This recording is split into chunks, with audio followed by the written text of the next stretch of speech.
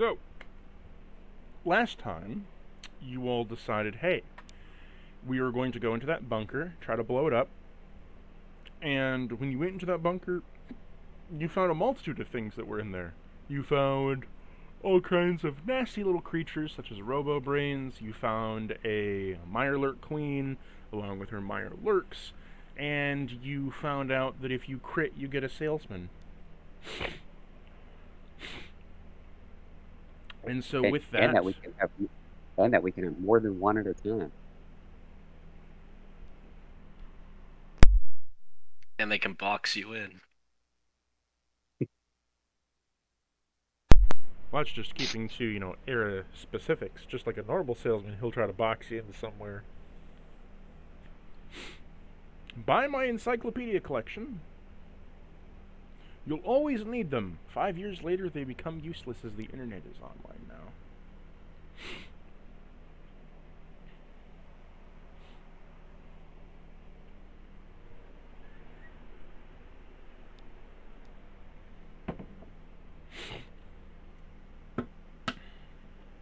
So hey, Birdman. Yeah. Why'd you make all those robots appear when you were in the corner? I didn't make robots appear.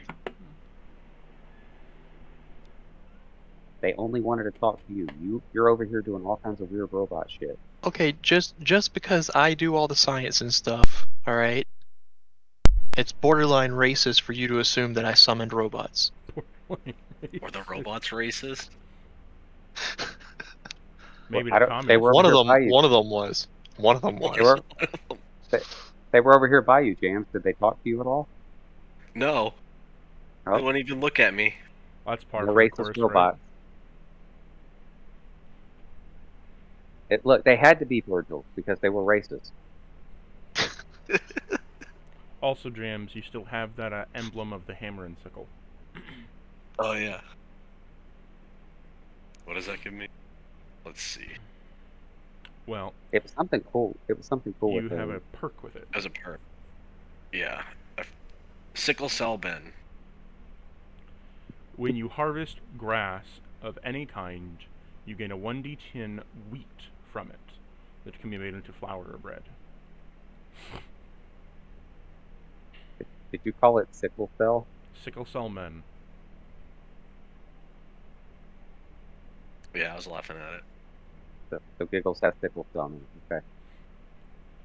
Also, we made a rule change last time that explosives, if you have if you have a throwable explosive, you're using your explosives to hit instead of using your unarmed to hit. Yes, we have some throwing knives, or we did. And so, James, you'd be able to throw those with your melee. But like flashbangs and grenades, those are explosives. So Lena could throw those with explosives. It makes sense. Just an oversight.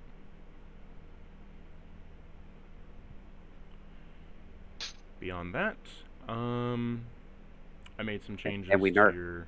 the demon and factor. we nerfed the shit out of me because I'm busted as fuck. I requested to be nerfed. To be clear, No, I nerfed him into the ground like Overwatch. Straight up.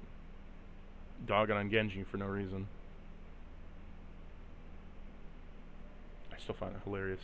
Tanks are the issue. Let's nerf Genji. Anywho. All right, Virgil. What do you all want to do? Now that you're in this very hot water room, it's right next to a room right here. Can we get that owl there? Oh yes, I apologize. It's the same link, guys. Well, actually, I gotta give you a new link because I switched things up, and there's Okay. the new link though. Yeah, that's the one I'm in. So there's a door to the right of you. You all have killed the creature, and you're still in darkness. Last All right. time you got And we some... harvested all the creatures. Yes, you have 46. So you have 32 Mirelurk Right. meat. You have I think 46 did bad on the Mirelurk roll. eggs. We didn't really get anything but a bunch of meat. Yep. Yeah, I think we're ready to move on. We didn't see anything on the other side of this room. No, there was nothing else there besides the bloody corpses.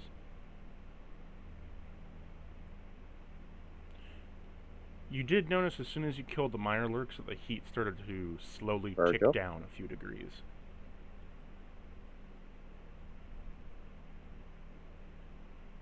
Hello? Hello, Virgil? I can hear you. Okay.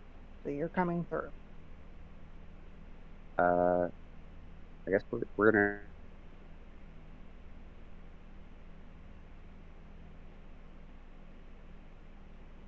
Oh no, it's my end. Well,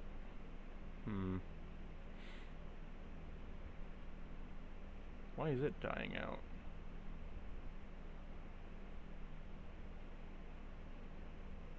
Gonna pause that real quick. That said Okay, anything. so my connection died for some reason on Discord. No idea why. It's the same channel that had all the weird problems last time where it wouldn't let me connect. Yeah, I was having ping issues for some reason. You want to move down to the one-shot voice channel? No, we'll stay up here for right now. Okay. Apparently it's been fixed. I don't know, but we shall continue for now, and if things get too dicey, we'll head down. But you were saying, I was just, the last thing that I heard, or last thing that I said, was that you asked what was all around, and I said there was a door to the right of you, and you've noticed that from the room's layout, you've searched everywhere, there's all but the chummy corpses in the water, and with you exterminating the mire lurks and such, you've noticed that the water itself has, that the, temperature has dropped. And the last thing I heard was Graycon saying my name, and I was proceeding to attempt to say, these doors are not powered. You don't need science to open them. You need muscle. And aren't you like badly hurt, Virgil? Am I? Are you? No, I've got full health. Oh, okay. No, he was standing in that acid and that was fucking up his armor. Yeah. All right, I can open the door. Yeah, his armor may not be doing great. I'll walk up to the door. It's not the best, but it's not terrible. I will assist. Roll me athletics to open it.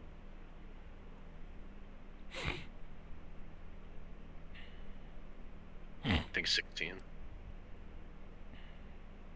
16. Yep. So with a 16, you slowly push it open as it screeches against the ground floor. You're allowed in.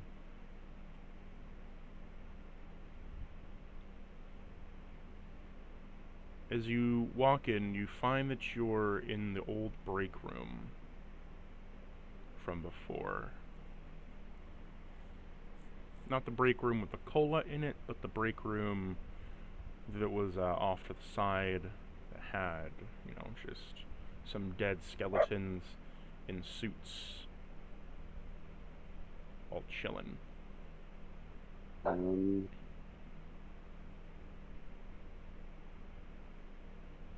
There's two doors to the bottom, as well as a supply door that's in the middle, and a door that goes out to the main lobby that you hear whirling electronics from.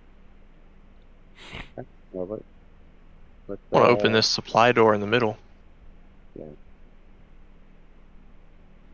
Okay. So one of you roll athletics.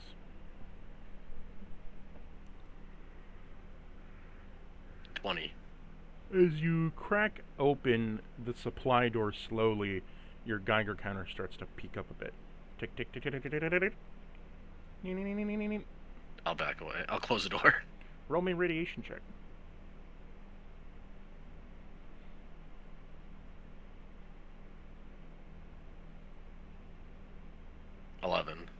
Jams, you took a healthy dose of 20 rads. Oh.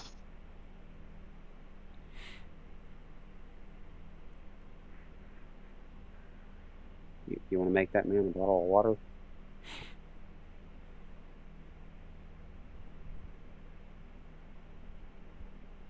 Let's see.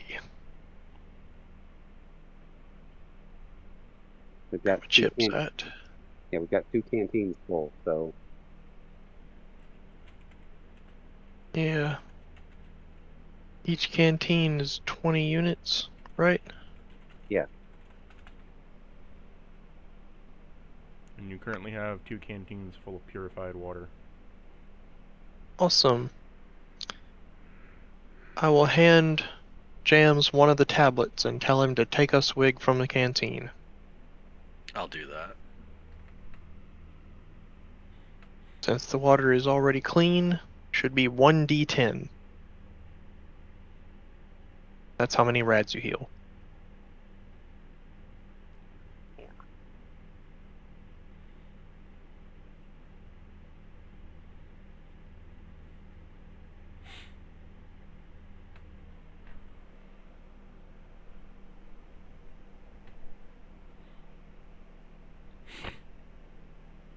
So you managed to close the door back, right?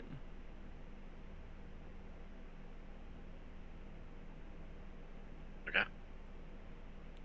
You take that dose of rad damage, but what do you want to do now? Should we try the other door? Yes. Yeah. Sure. I think there was a middle door, and then there were 2 doors. I thought is what he said. Yeah, there's these 2 doors here, and there's a middle door that's just open. Okay. Where was all the radiation? Which room? This room. Okay. 11. You manage to slowly push the door open, and you smell the worst smell imaginable, as it smells like rotting, putrid flesh that has been baking in the hot, wet summer sun. As you open it up to find a dead body that is boiling alive inside of a room. He has on him robes that look to be that of a scientist, but there's black marks all over the robes of eyes and tendrils painted into it. There's also the bubbling corpse that is there, where half of his lower half is missing and ground into what appears to be ground beef or goulash. And while it is bubbling and churning, the rest of his body looks to be somewhere in between a ghoulified state and a skeleton.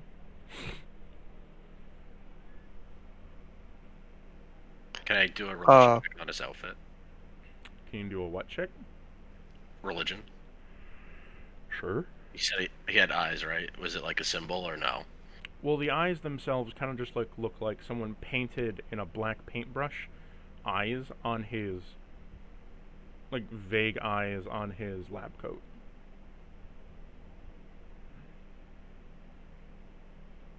$25.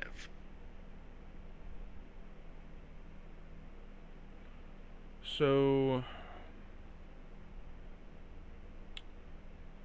okay, so you recognize the eyes and, the symbols and all their stuff as the black quarks, right? So, your religion gives you that.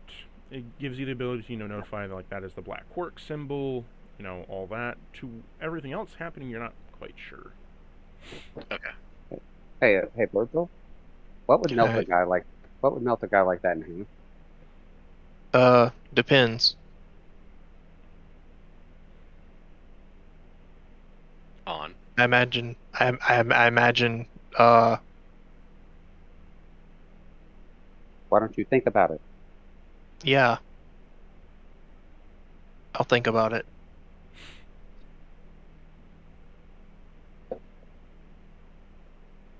So how do you plan on thinking about it? I don't know. What should I roll to access that character knowledge? Well, I mean, medicine, science.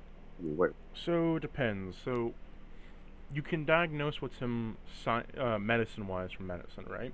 You have some science that is on offer, and then you have some religion checks that has based upon knowledge of your own personal background in that.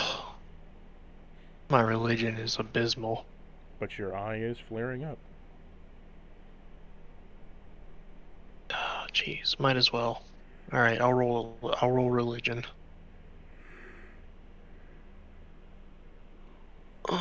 13. You see that from what you could gather, and from the book and everything that you've summoned before, is that on his lower abdomen there is a small little rock, and you can see carved into it is the same transmutation as the white flame.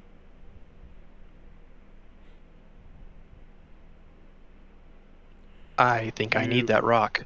You then see the different. So you see that there's the rock there, and then you see that embedded into him, it was like embedded into his stomach. And linked up with that are the different lines drawn on his coat that go to different eyes on his body as it syncs up with the sigil.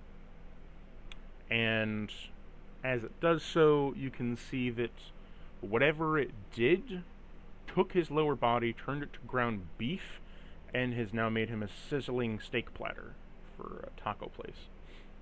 But beyond that, when you get close, the ruin begins to glow a faint purple, and as it does so, all of the flesh begins to, it like bubbles and seizes and pops a little bit, like like the steak platter they bring out, it like sizzles and melts everyone's eardrums. Yeah. It's that, but it begins to like clump together and move in on each other and begin to like kind of clump up and slowly move back towards the stomach.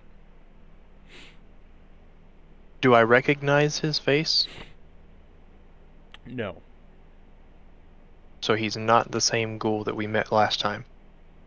No. It looks like he's Okay. getting to a ghoulified state, but he's definitely not there yet. Okay. Well, let's throw science at it then.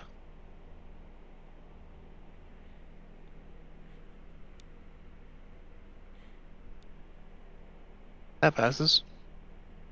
Based upon the cauterized wounds and the stuff that was here, the weapon of choice that dealt the damage is that it looks like he was torn in half by a large amount of energy, some kind of energy weapon. Specifically, you notice that the flesh around it, that all the nerve synapses and all of the flesh bits have been burnt on the inside, down the tendons, making you think it was a massive Tesla gun. If it was plasma, it would just gooify him, and if it was laser, it would burn him to death. Right.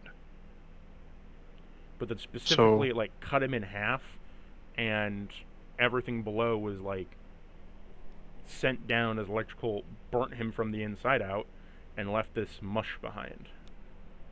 It's almost like microwave. Pretty much, got microwaved to death, but also cut in half. Damn. Okay.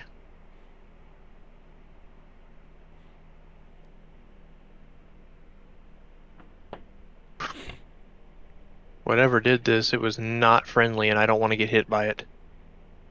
Big energy weapon. Okay. Does the... You said something about wanting something he has? I can see a rock on the body, and it looks fancy and scribbled within stuff, and I want it. Does the room around the body, from like the little bit that I can see, does it look dangerous to approach? The little bit you can what see? The little bit that I can see. Like of his body and the Like- ruin and stuff? Yeah. On its own, it doesn't look dangerous. However, given your religious background combined with everything else, with the stone, it might not be wise to pick the stone up. Hmm.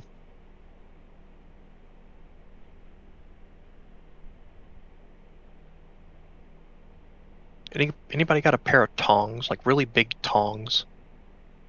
Did you roll a medicine check or no? No, I rolled science. Okay. I can roll medicine. We're already here. Let's go. That passes. So your medicine check comes back as this. So science told you what he was killed by. Your religion told you that it was some kind of ritualistic stone in the process, connecting up his body. Your medicine check tells you that it wouldn't have just hit the lower half, it also hit the top half, but that whatever this is actually done, he's not dead yet. Because he's still bleeding, and you can still see the chest moving lightly. He's still alive, just in a very painful fucking state. But whatever happened, he's somehow not dead yet. The stone is still latched to his abdomen, even though it should have fallen off by now. It's a flat stone. And something's keeping him alive. Oh shit, this guy's still alive. I don't know how. I bet it's the stone. It might be the stone. I bet if you take that stone off of him. It might not be wise to touch it though. I'll approach the guy and see if I can get him talking. Hey, you still awake? One eye rolls up from his lower body and looks at you as his mouth moves a little bit and then instantly falls off. Like he was gonna say something, but then his lower jaw just slides off, almost like wet paper. It's kind of like, if you want to imagine it, cutting through a wet pancake that's been soaking up syrup. It just slacks off onto the ground, hits the ground, and immediately crumbles into a sludge of flesh and bone. Like he's been cooking for hours. Ooh. As he looks at you, up past his little eyeball that's a little bit twitchy, he raises a hand to kind of like reach up to your jacket where he tugs on your lower pant leg. His shoulder then dislocates and collapses down into a sludge on the ground of that fleshy goop, as you can literally see the meat come off his bone like a rib that's been smoking in your smoker for all day long, as it just slips right off onto the ground with a wet splat, as the skeletal hand then cracks under the weight of it, the shoulder ripped from the socket, and with bone marrow open, bubbling. Oh, he wants to tell me something, but he can't.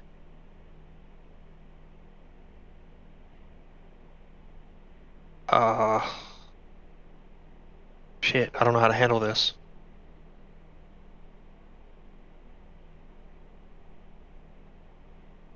You got a piece of paper and a pen? Write the alphabet on it, and His arm just fell off. well, he could blink, and you could.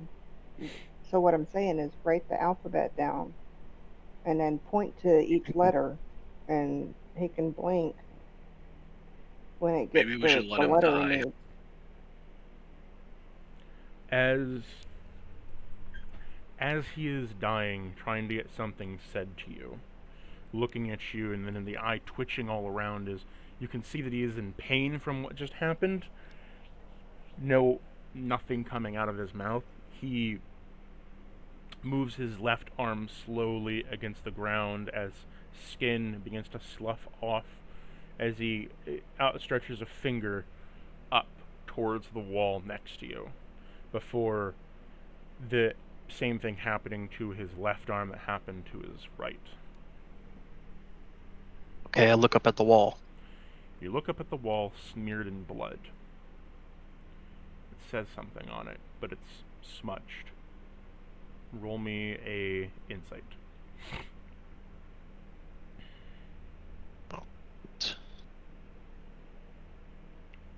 Oof. Oh, 20, not natural. 18 plus 2.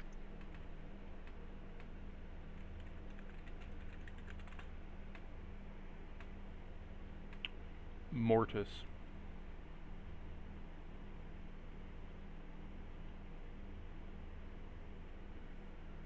The girl is right.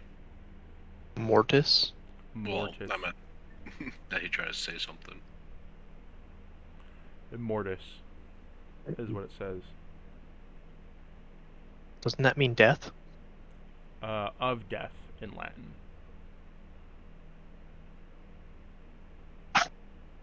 Of death or die Hey, of. Why don't you check your book? The book. Okay, I checked the book. Roll me a religion check.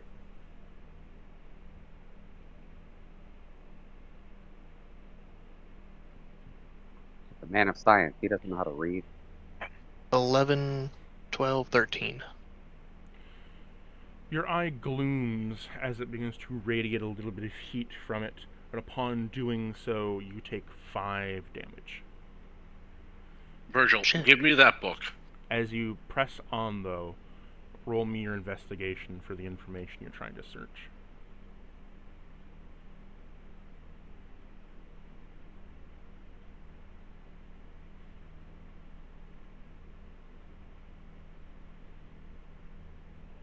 What'd you get? 21? Okay. Your 21 comes back with you eventually search through the book, frantically trying to get the information you want, holding it open no longer than is necessary as you feel like the slow pinpricks of heat begin to build up and build up and build up. You've already taken the 5 damage, but for narratively it's slowly building until you find it, as then it is getting hotter and harder to focus on and concentrate. And you blink once, take the searing damage, you open it, as you see in rituals of the stone.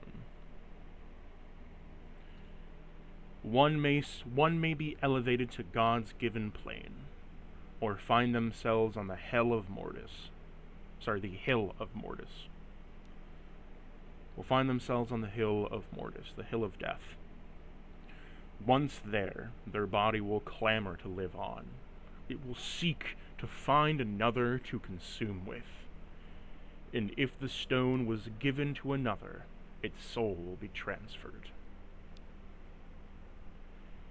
If the person is to live on, they may become a revenant.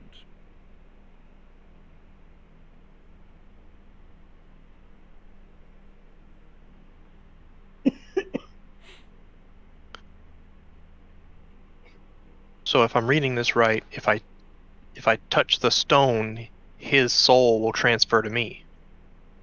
That's what it's implying, but it's also a crazy cult, so it could just be a stone with Right. paint on it.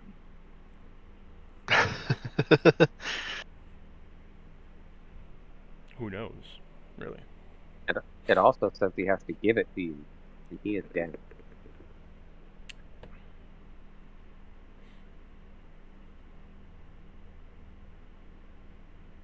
Well, he pointed at the word mortis.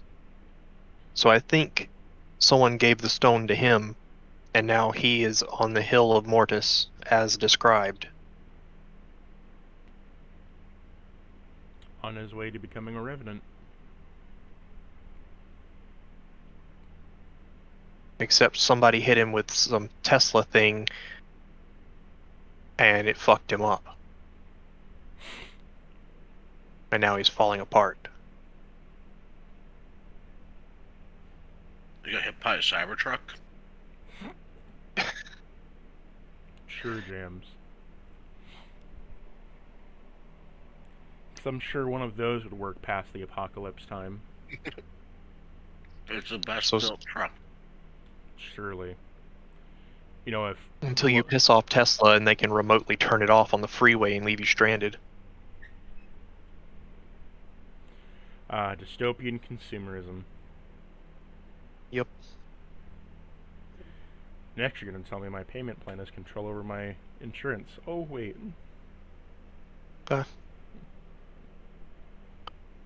So somebody gave him this stone, it didn't go the good way, and he started turning, and they hit him with a weapon, that fucked his day up.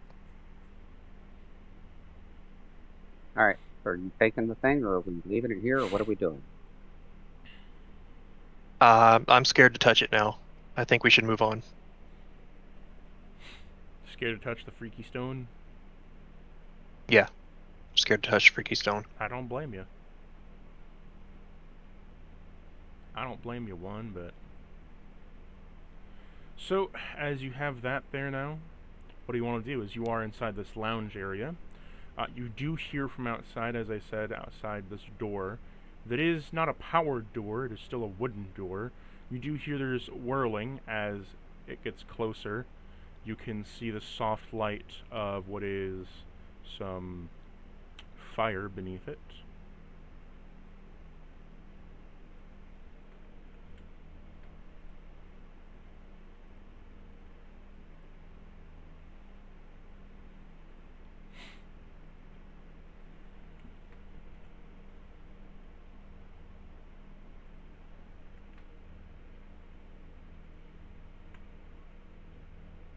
All right, we're moving on, right? You don't want to mess with the stone. No, I don't want to mess with the stone. We can move on. Okay. I mean, I kind of feel like that's part of what you need from here if we're going to blow this place up. All right, do we have something to pick it up with? I don't want to touch it directly. I mean, what are you looking for?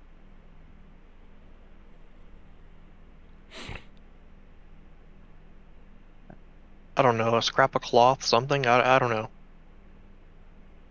I mean, there's a couch like right here. You could cut some fabric off of it and All right, I'll rip a scrap of cloth off the couch and go and grab the stone with it. Roll me a athletics check. Okay. So D20. 12. You pull up some of the couch's cushioning rag that feels a little bit too squishy for its own good, as it feels like it's soaked in something. Upon tearing a piece off, you see there's some flesh in the cushion Ooh. that's pulgulating. Ew. What is this place? You begin to hear its some scraping from underneath the couch.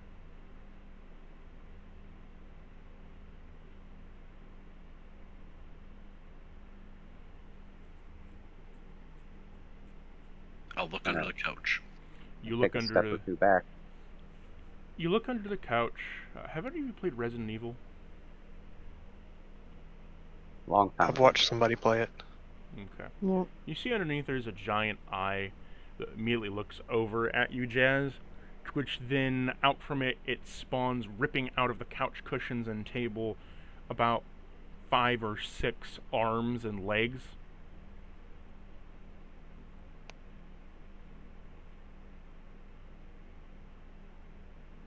As it pushes you back, Jams, shoving you to the wall, shoving Lena to the ground.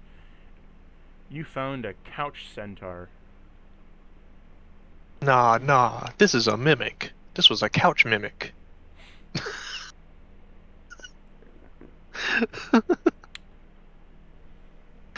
Oh my god, a couch centaur, that sounds awful. As it looks over at you, Jams, with a large eye protruded on one skull, blinking wholly as you can hear as you literally hear the wet, crunchy, girthy blink. As the blink of the eye shuts, bone crunches as well as flesh then slaps, spurting juices all over the ground. As you can see, it doesn't have any skin on it at all. It's just bleeding constantly.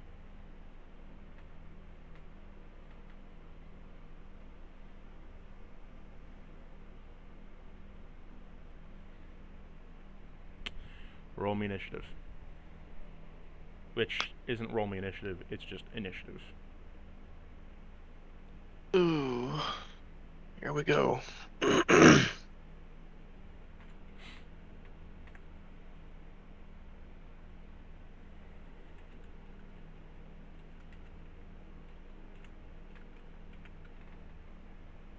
couch star.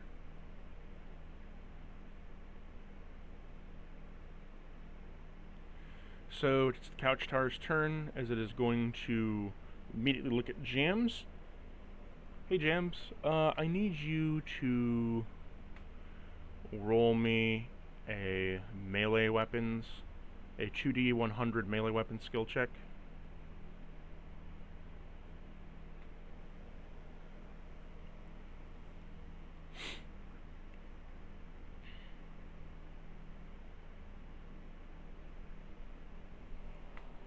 I failed.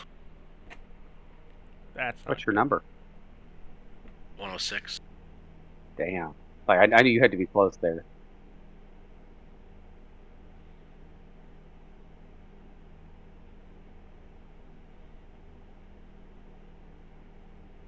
It jumps on top of you, immediately pins you down. Just gonna put him on the map layer. He immediately pins you down, right? As he grabs all your limbs, pinning you to the floor, his eye looking directly at you, you then see a stinger pop out of the back of the couch.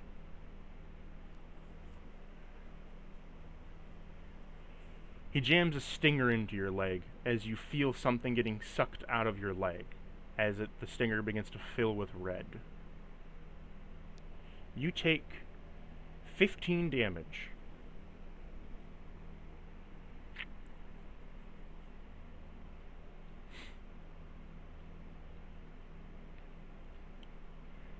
That is the end of its turn. You're currently getting your blood sucked out of your body. Sven or Virgil, who's up next? Virgil. Virgil, my boy. Okay.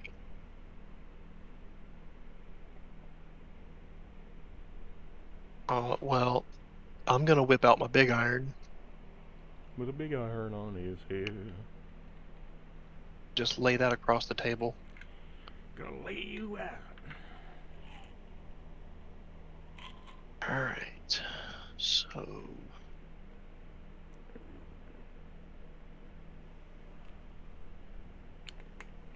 there we go.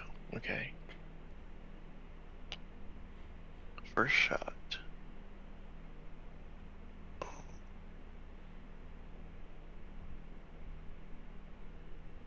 Whoa. Why so many? There we go. Good 9 hits.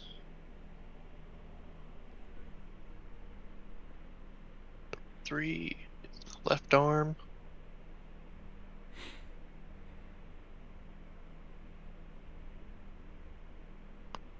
Nine plus 5, 14 damage. You shoot Virgil for Left 14 arm. damage. Wait, I shoot Virgil? It is on top of him and grappling him. You'll need to use the aim to not hit your friend. So he shoots James. Yes, you shot Okay. Jams. Upon doing so, Jams, you took 14 damage. Well, shit. Doctor's really healing you, isn't he?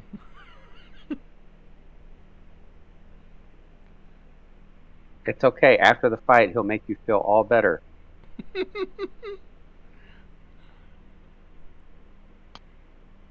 Alright, so this time I aim. Okay. So you spend the AP to aim. Yes. 2 AP down the drain. There's a 1 AP. 1 AP. 86 hits. In the head.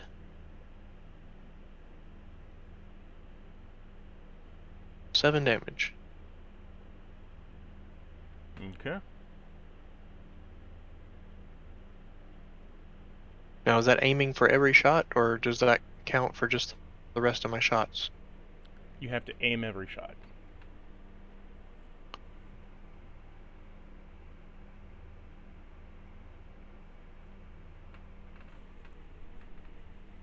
Okay, I definitely don't have enough AP to aim every shot.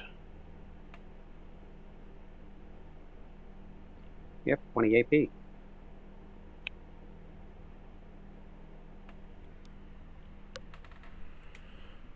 Do I? Yeah. You have I mean, you've used 10 Oh. agility. you've used 5 now. It's so 2 you AP get- per attack, right? 2 AP per attack, Yeah. 1 AP to aim. You used 1 shot before, so you've used currently 5 AP. Yeah, you have 15 AP left. That is 5 more shots you can take. Okay. But I've already shot 2 shots out of my 6.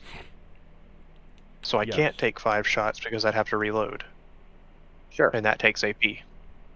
Yeah. Alright, Why would I you- aim. Why would you have to reload? You have 4 bullets left. But he was just saying he couldn't take 5 more shots. He could only Oh, take 4. yeah, gotcha. Like, yeah, Gotcha. he has 15 AP. In theory, he could take 5 more shots, but in practice, he's got 4 bullets. 4 shots, 1 reload, with 4 aims. Yeah. If you're choosing to aim again. Right. So. Okay, I aim. That hits.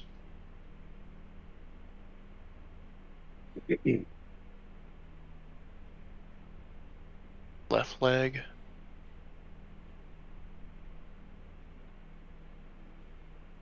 $17 damage.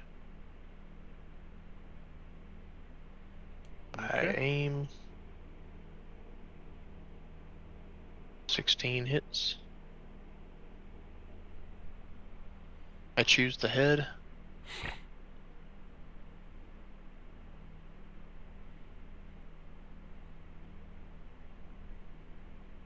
Um, 23 damage. Nice. yeah, 23 damage. That was shot number 4. Aim, 62 hits. Direct armor.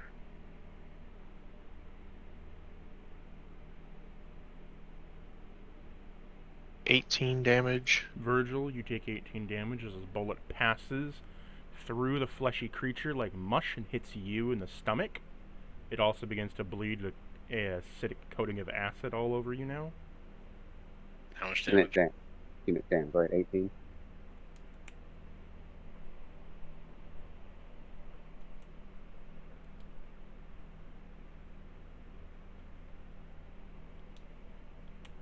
Wait, I aimed and I still hit him? It has no armor, so it will directly hit the flesh, but because the flesh is so soft and supple, it went straight through him like wet butter and hit him in the stomach.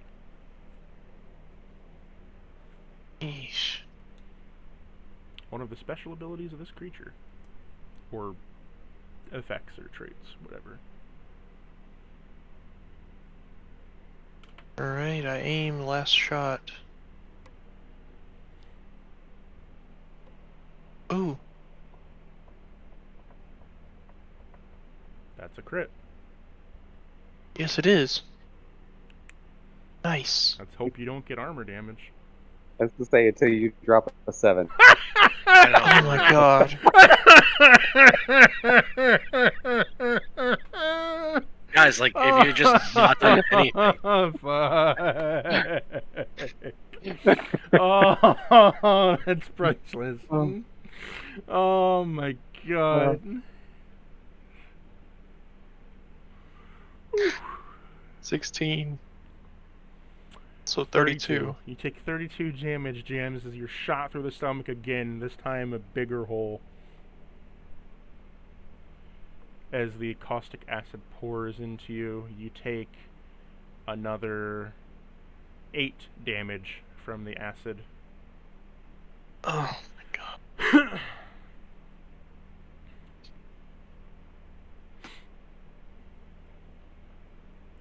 So, one time I Virgil reload gets a and end my turn. How does Jans respond to all this? Just not even surprised. You could have done nothing. I probably could have beat this thing myself. Oh, It's like, why'd you guys have to interfere? You're hurting me. Alright. My turn, right? Yep, it is your turn. Okay. I'm going to give Jam his best chance of survival. And I am going to pass him 11 AP. Okay. So that ends your turn. Am I good? I have 1 AP. Oh wait, before I spend AP, I get to move. So I'm going to move. Yep. Just to get out of the way, let them do their thing. And then I will defend whatever the hell that does. And that is all my AP. Did you forget So I what pass defense 11 does? AP. I did. So, defending, when you defend yourself, you can reduce the damage by your agility plus your luck divided by 2 equals your new DT for the next attack. Okay, cool. Just increases your DT, so your armor takes more of the damage than you. Okay. Yeah, that's fine. So, you But do that. Yeah. Jams. 'Tis your turn. Roll me another melee weapons 2d100 skill check.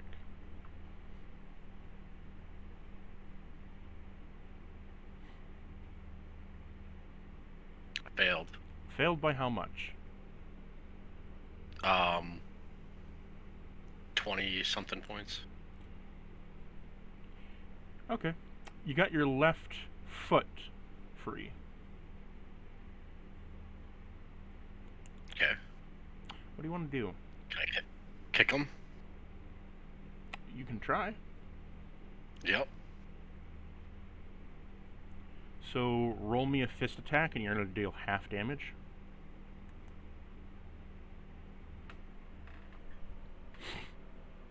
Okay.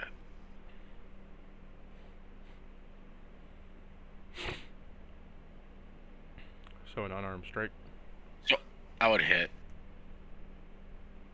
Oh, you just hit? Okay. Yep. So roll me half damage.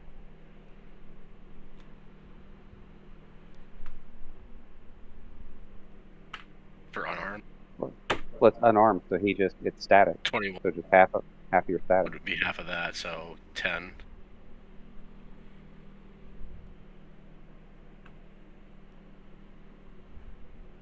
So your number's 21, right? Plus my 5, so 26, and then half, so 13.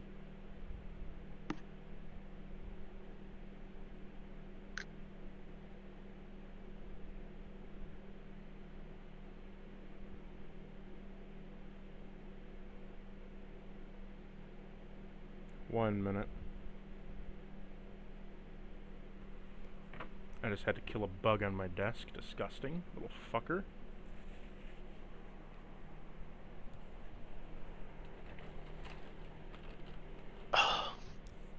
Okay.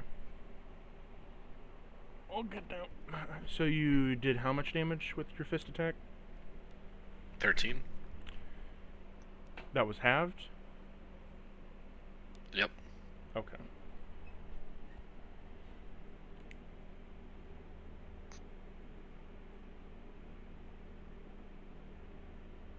You doing another one? Yeah.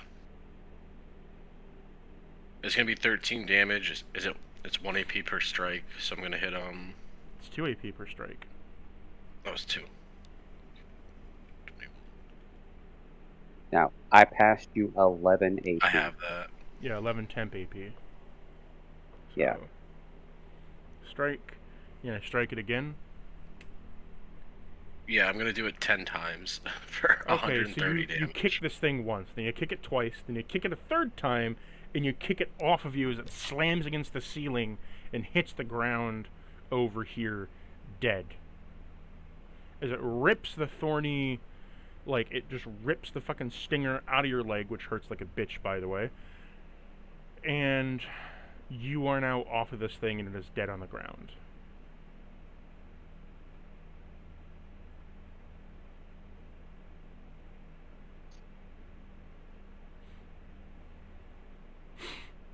There, that wasn't so bad. Virgil is the worst part, honestly. I only wanted to help. Virgil, you should pick up all those bullets that you shot into Jams. And come heal me. Yeah. I mean, we know he's not going to do that. Aw. Alright, first aid.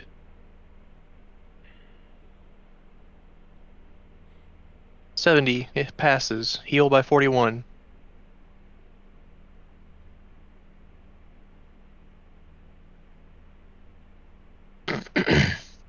Thank you.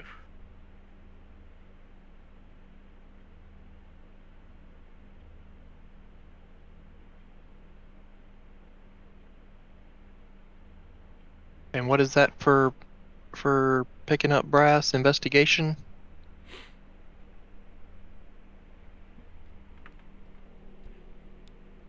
Yep. What are you trying to do? Collect my spent bullets. Yeah, investigation.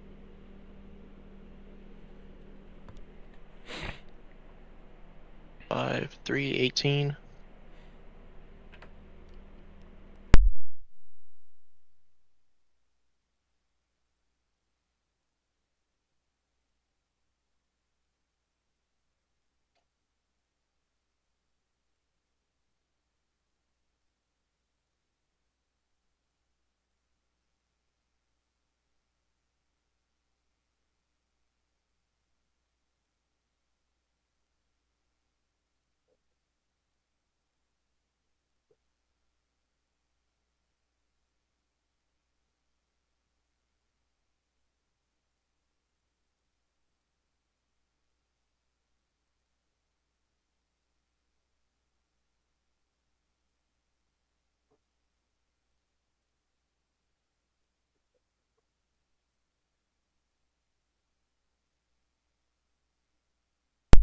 Hello?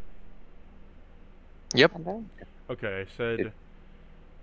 So, Virgil, you'd asked me something? Oh, yes. I said, about the investigation. If it's a 16 or higher, you will always collect you collect all of them. 15 or lower, you collect half. 10 or lower, you collect none. As for everyone else, what do you Okay. want to do with this fucking creature? I'm gonna kick it again. Your foot is so strong that it goes into its body and kind of gets sucked in like a slime almost. Oh no.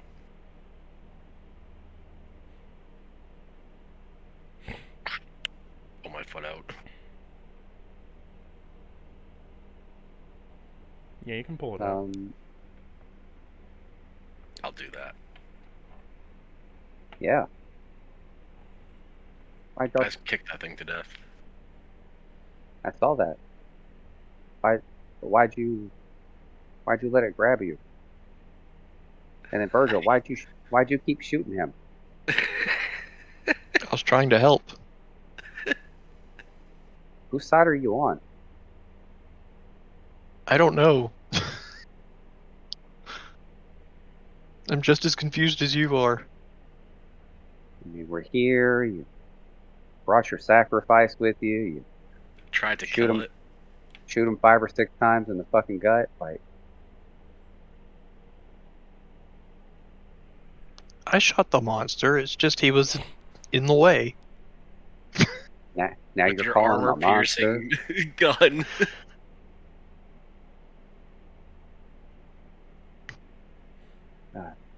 He's a people too, okay?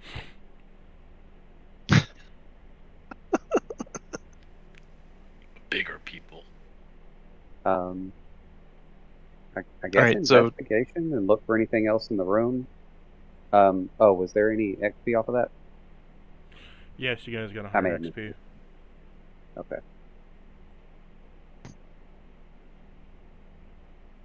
Me included? 'Cause I didn't do anything. Everybody gets experience for the kill. Okie dokie. Yeah, I didn't do anything either. I was just a battery. I just just like go a bunch, Jams. You got this.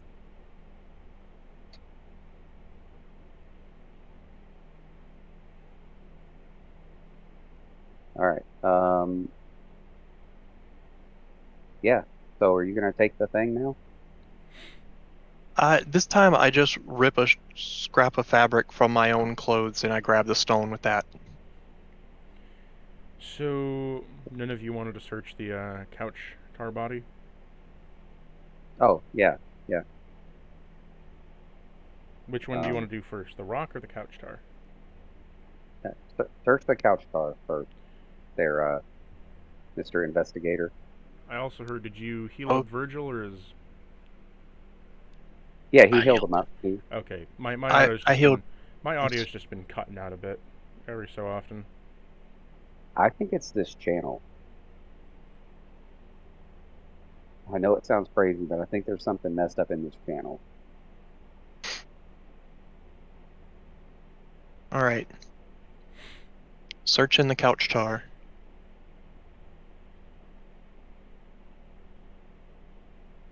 What was your investigation?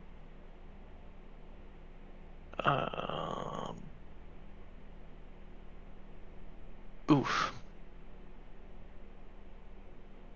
16. So, you find that as you cut it open, there's 3 guys inside. Ugh. And those 3 guys look awful like the guy that you saw in the closet.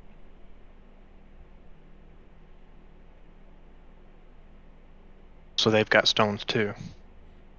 You see that one has a stone on his cheek, another on his back, and one on his leg.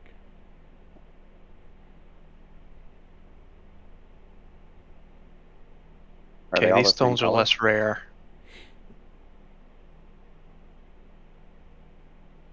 Do the stones all look the same? Yep. Okay, I'm less interested in the stone now. Take them all, put them in a bag, and let's go.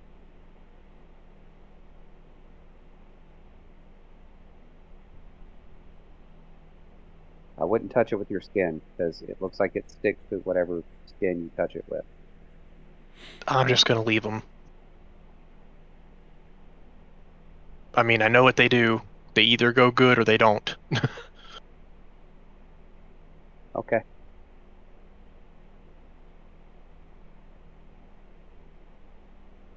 We should think about going out this door, investigating what's over there. I mean, we were trying to, and then Yeah, Jams played, and then and then Jam started playing with the couch, and then you shot him. That's exactly what happened. I watched the whole thing. okay. I opened the door.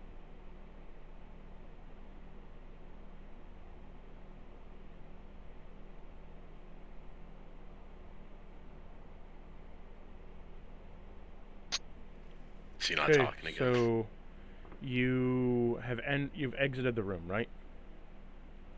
Yeah. Yep.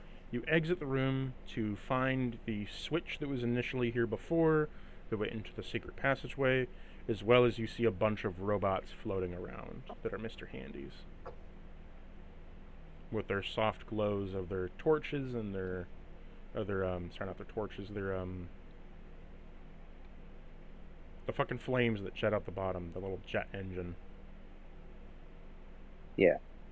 I forget what was in the secret passageway. I don't think we went in there.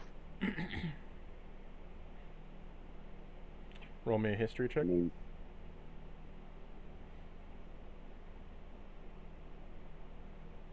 I got a 13.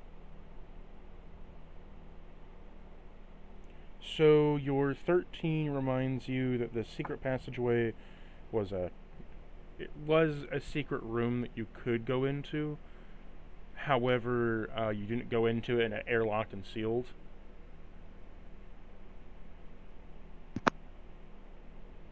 Ah.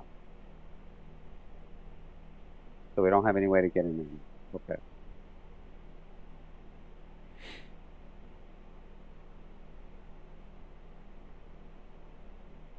All right, well, let's keep moving. As you walk up towards the top here, Mr. Handy spots you and comes over the bend and says, "Halt! For what are you doing here? I don't see that you are part of... For I don't see that you are part of the main force. What are you doing? State your business immediately." I point to Virgil and say, "This is where he told us to go." He hovers over to Virgil and scans him. You seem familiar, but I cannot put my data traces on it. We're here looking for a scientist we spoke to before. Please state the name of this scientist." Oh, crap, I forgot again.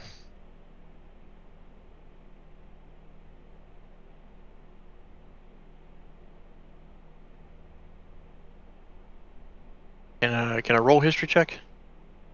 You may. Oh, natural 20. I was going to give it to you anyway, but that's nice. Dr. Belmude. Yes, Dr. Belmude. Registering? Ah, Dr. Belmude. I believe then you are here as one of his proteges?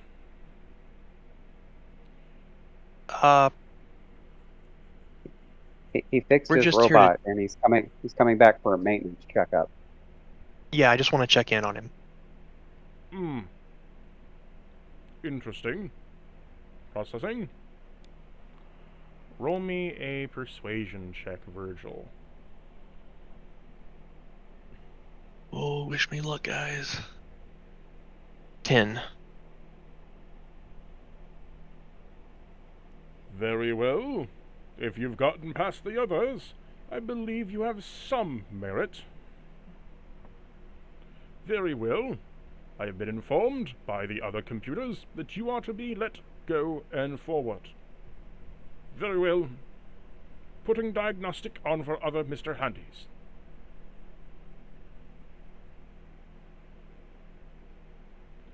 So all the Mr. Handys that are now colored purple have the update. Yay.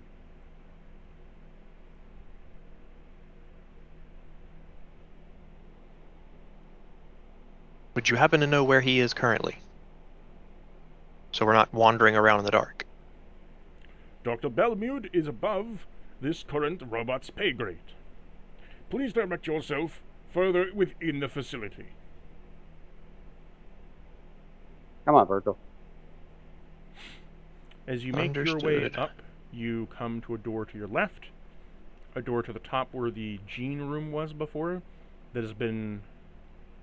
And initially this area was destroyed, but it has been repaired and patchworked up over with cement. So where do you want to go? This room or the top room? Let's start here. Yeah.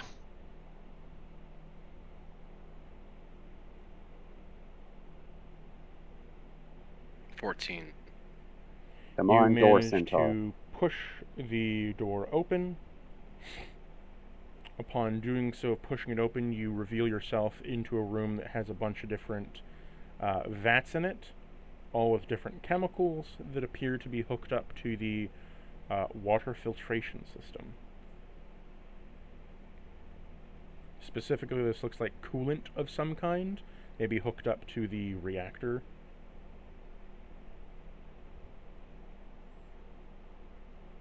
Oh, I remember this room. Yeah. With that one pipe that goes to a place we probably don't want to go to.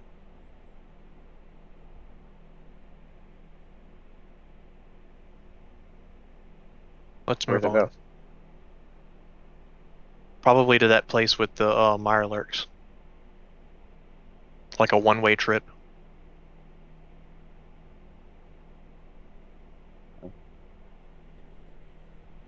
Okay. Can always come back if we need to.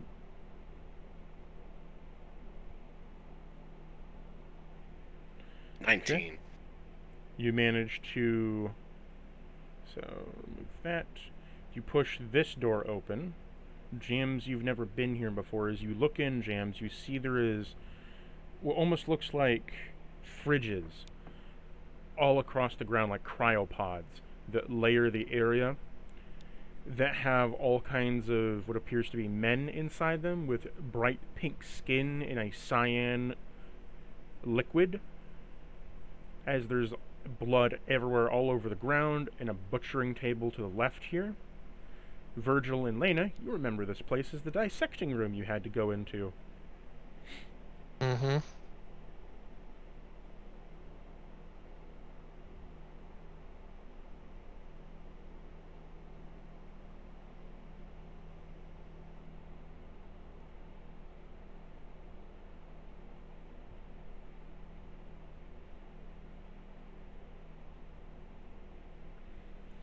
Do any of you wish to check the pods? Yeah, we'll look in the pods while he's getting the door. 26 on the door. Okay. So you can go through the door, but I'd like to take the checks in the pods first. What do you want to roll for the pods? I'll roll science.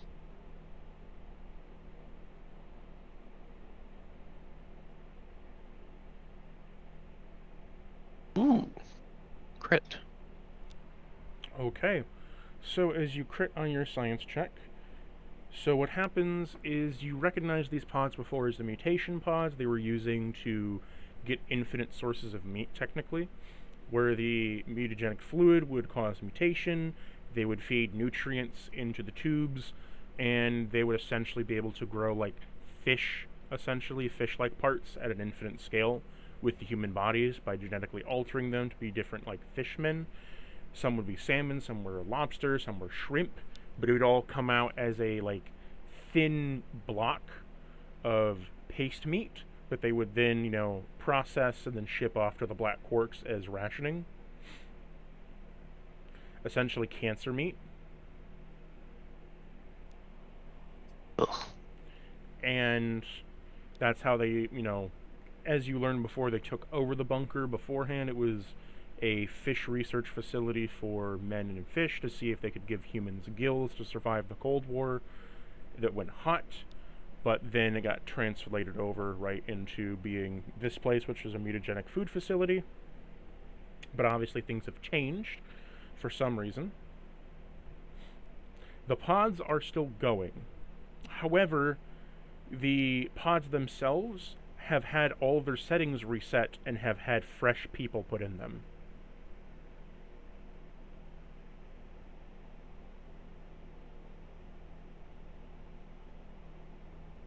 Mm.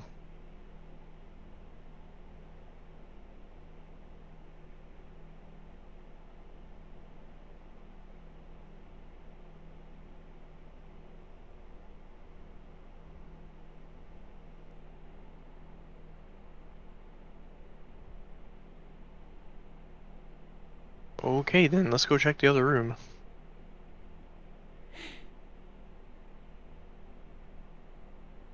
Got new things going on here.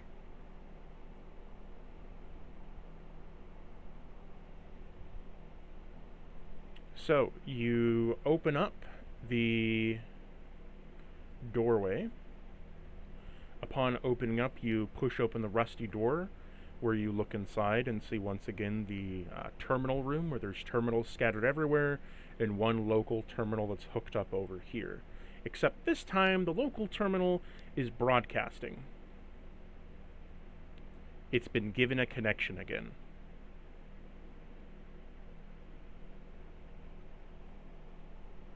Okay, I will check that out.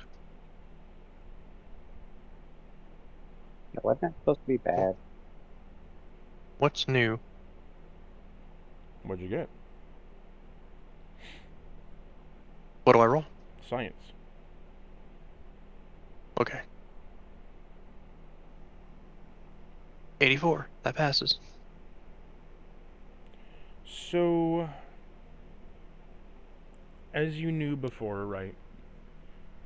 When it was done before, the robots were on a ticking timer, right? Where they would go haywire or go crazy based on the, ping updating from command, because they had a like Y2K event kind of thing, so they'd keep resetting the dates, as well as the quartz, sorry, the black quartz had turned into the black quarks.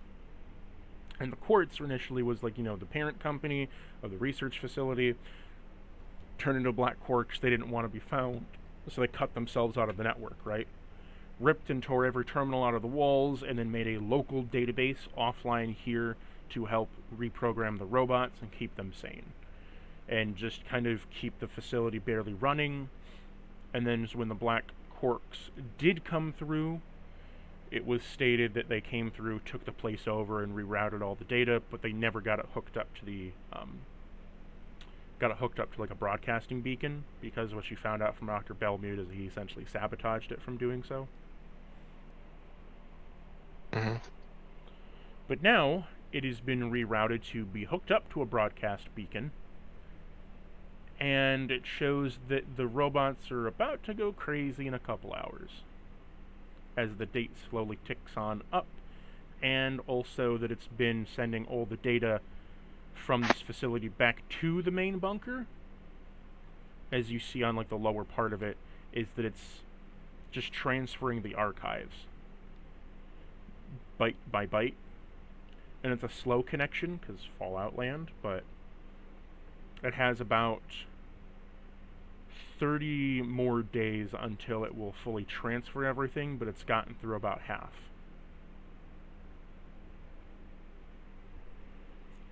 Yeah, disconnected.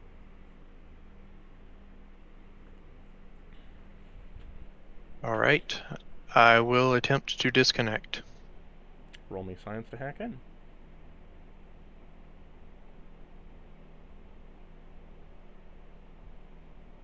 $59 passes. So as you initially hack in, right? So you initially hack into the system, where you find that while the system... Okay, so you initially hack into the system. As you are hacked in, you see that 4 things are going on. First of all, the archives are being transferred, right? Second, it's hooked up to the broadcasting network of the Black Quarks. Therefore, it's pinging off of all the radio towers and such, going back to like main HQ, right? Third thing is that there is a subroutine that is currently keeping the robots kind of sane. It's like, it's one of those like sketchy patches that does the job, but you're not really sure why it's doing it or how. And the fourth thing is that it is keeping the power shut off at all costs for some reason.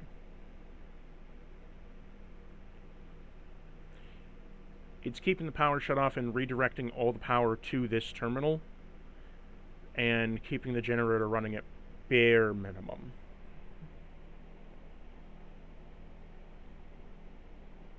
I wonder why that is.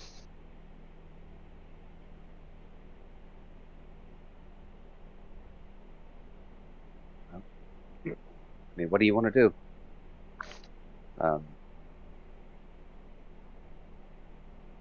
I think we need to know more about what's going on before we try to change something. Can you fix the robot going crazy part right now?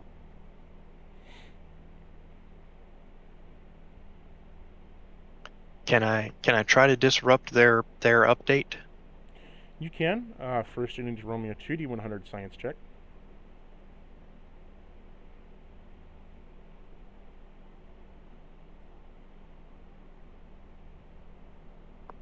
No, I don't pass.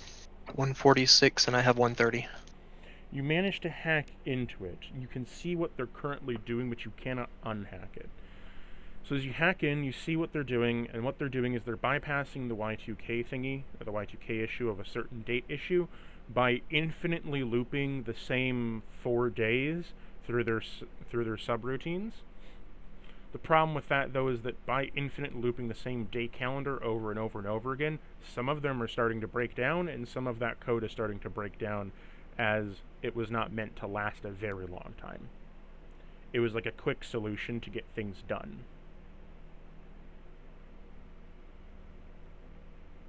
And it is degrading each and every day.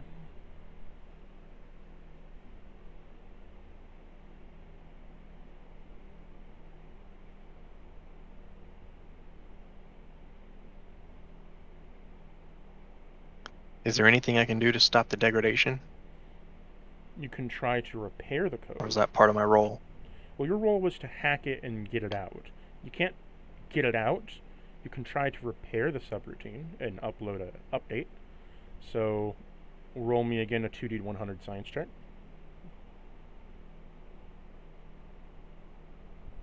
Oh no, I failed harder. We gotta send you to science school. You managed to make it worse. The degradation now has a chance to fully collapse. And it's no longer like within like a 30-day period. It's now any time in that 30-day period they could collapse.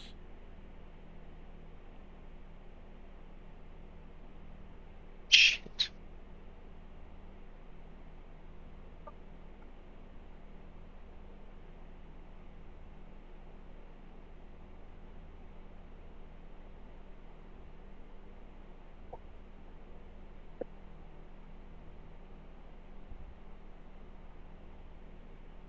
Alright, what do you want to do? I don't know what to do except to go find Dr. Balmud. Okay.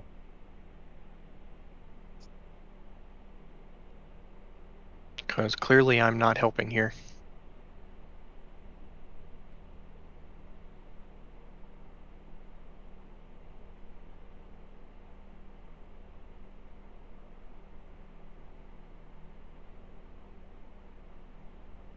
First, what's this?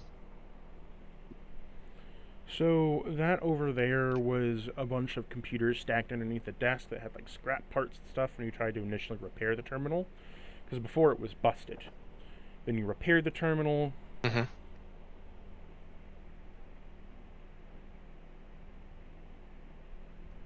Yeah. Okay. Did you want to try to hack into anything else, or? You want to leave the rest of it no. so you talk to me? Do we want to turn the power on? Yeah, because turning the power on might make things worse, and I don't know what's going on. Okay. Want to do anything about the communication relay, or? Yeah, I mean, do we want to stop the download? Sure. Let's stop the download. I'm just asking all the questions just to make sure, because you might not get a chance to come back to this room. No joke.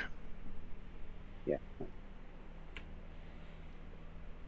I think we should, you know, this be easier if we weren't in the dark.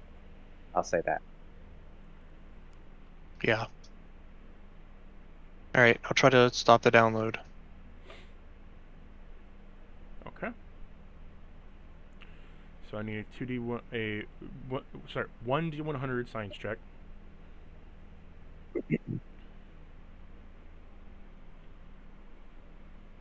Okay, passes. You hack into the system as you see there are a couple different pings. There's a couple different systems going on. So first, and you have a couple different choices of what you do, because either way, whatever you do here is going to disrupt the communication system, but in a different way. The first way is you see that it's pinging off of all the different bunkers in the current area, using them sort of like as a radar boost, as it sends one signal from white onyx to then iron sun down to red silver, then blue gold, then black sulfur, and then pinging off to the next one on the next like section of the map over, right? You realize this is no different than short burst radio transmission, as they need, what is it? It's like the trucker radios. They bounce off the ground for the radio signal rather than going through the air. What is that? UHF? I think so. A ham radio, essentially. Right. It just has shittier. It has shittier, like actual like voice communication, and the signal itself, while very strong and potent, can be kind of garbled at times. But it has the ability to travel larger distances. Right. But the more debris that's in the way, the more fucked you are, right? Yeah. Because it'll like rip it out. That's why you presume why it's taking so long. Is that because it's having to ricochet ping off everything? They're essentially getting the data, downloading it, then sending off their own, getting the data, downloading it, and then as the next byte comes, deleting the old one, downloading the new one, and rinsing, repeating.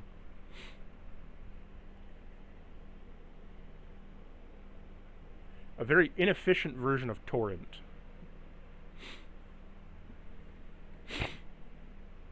And so, as it's going, right, your first option is to just stop having pings sent here altogether. Bless you. So first option, stopping, direct data transfer to the next bunker. Your second is that you could slow it down even further, hoping that with all the foliage in the way that it will just like rip the data to shreds because the signal will be too weak.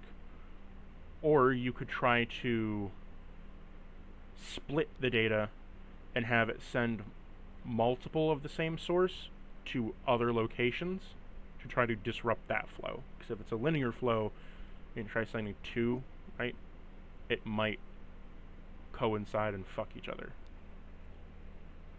And eventually corrupt something along the way.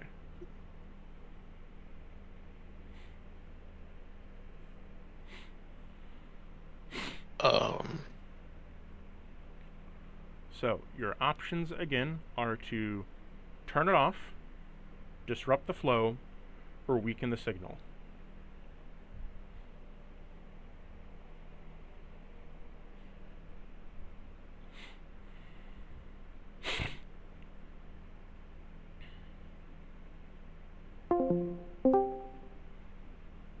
Hello? Yes. Do you hear me? Yes. Yeah. Okay, let's just all hop down to one shot. I'm done with this shit.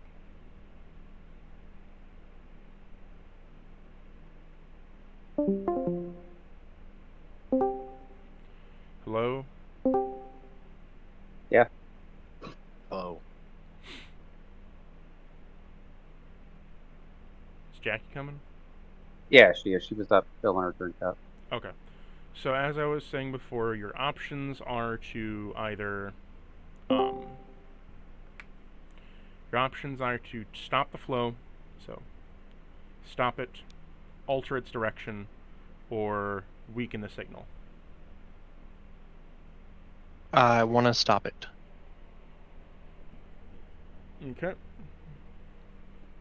So, I'll need a 1d100 science check. Passes. Okay, I will now need a 2d100 science check.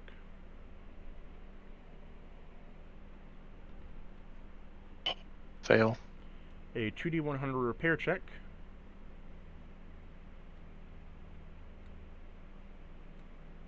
Pretty sure that. Yeah, that fails too. Okay. So you fail to do it software-wise. You try to, what you try to do is you try, doing the code thing. You fail to do that, right? You're not able to stop it outright, and then you also fail to explode it. Sorry, not explode. You fail to also like hook up capacitors and maybe like short fuse the circuit that's doing it, right? Mm. So all that you would have left now is to either destroy the terminal or move on. Well, I don't want to destroy the terminal because we might need it. So I guess we'll just move on.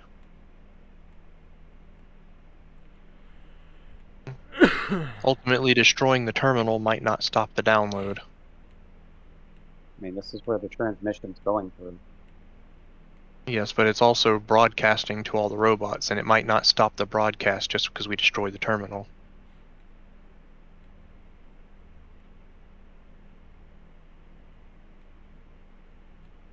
Okay, you're the science guy. I don't know.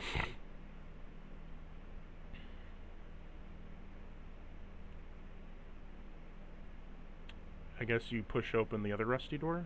You need an athletics. Oh, sorry. I didn't realize it was the door then. Yeah.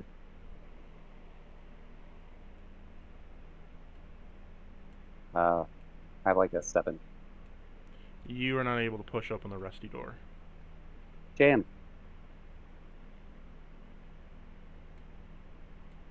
15. You, however, push open the rusty door. Upon it screeching open, you see that it opens up,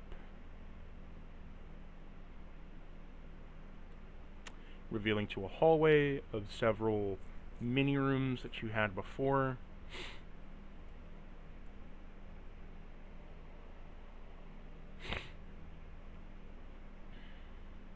I have a bad feeling about that door Jams is near. Or is it the one that I'm near? One of these was really bad, and you took a face full of it. I think it was this. Could have been this one. I think it was this one. There was some kind of a sign.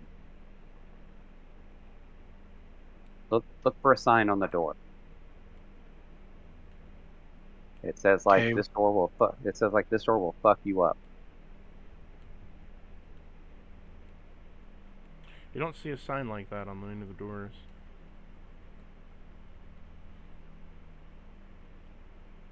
I'm pretty sure it was this one because I was standing here with you.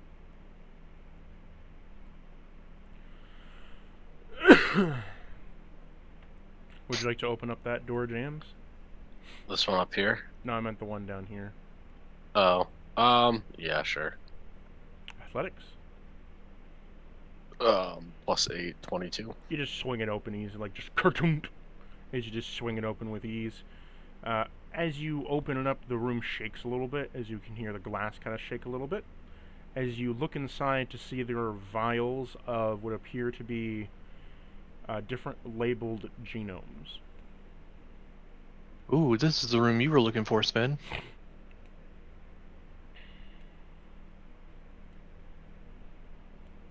All right, we go in, and this is different genomes. You said.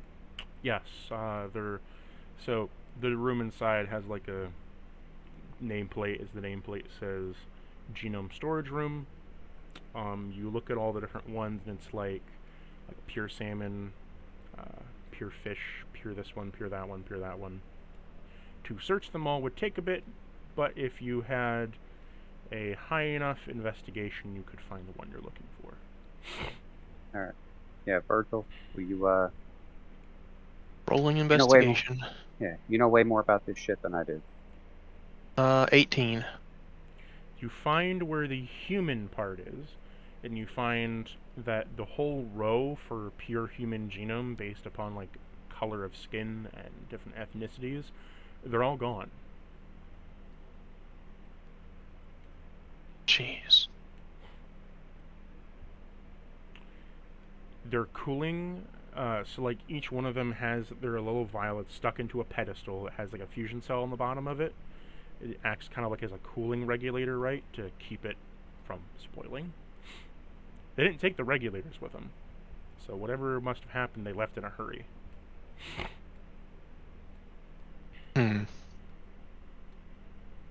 Somebody's raided the lab. I have to figure out what's going on.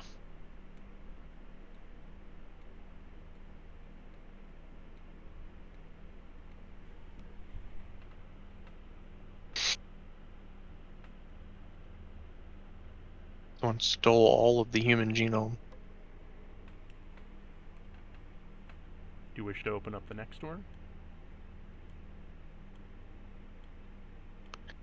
I hesitate that either of these doors had anything important in them, and one of them is dangerous.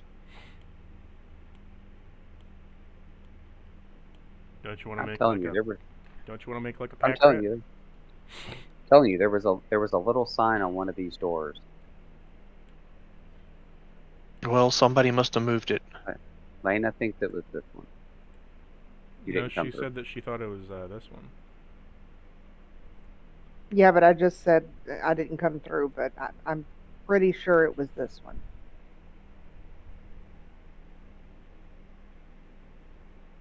Do you wish to open up the middle one, James? Yeah. Roll me athletics. 17. You swing it open wide, and immediately your Geiger counter screams at you. Roll me a radiation check. Oh shit! Ah, it was that one. 18. Okay, you're taking half rads. I'm sorry. You take 32 rads. Oh, Oh my god, Jan, shut the door. I shut the door. You shut the door as your Geiger counter is no longer screaming at you. How much health do you have? 149. Do you still have 149 left over? Yeah. Jesus Christ. I have 8 DT. Well, the radiation doesn't absorb. You're not getting. DT doesn't absorb radiation damage. Oh, do I take off the rad damage? No, so. You see where the rads is? You would put in every time you get rads, you put it in the rad column. Yep. Have you been doing that? Yep. Okay. So how many rads do you have? Wait, how that? Huh? I have 48, but I have more than my maximum. Hang on. Yeah, that's how rads work. Rads lower your max HP. Oh, so I'm at 132 then. The whole thing that rads work is that you get rads, they lower your max HP threshold. Okay. Yeah, you took a nice dose of rads there. 32 was half, by the way.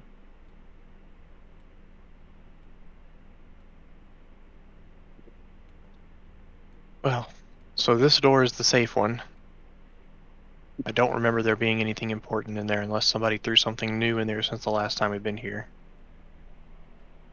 Well, I'll open it. There could be Athletics. anything in there, like mutant couches. 13. And I There move could away even be from a the door. box. Ooh, always a good thing if there's a box, right? Because there's no mimics in Fallout, right, guys? We just Right. got one. Yeah. Definitely no couch, or there's definitely no box in Tard. Is it a chest? Hold up.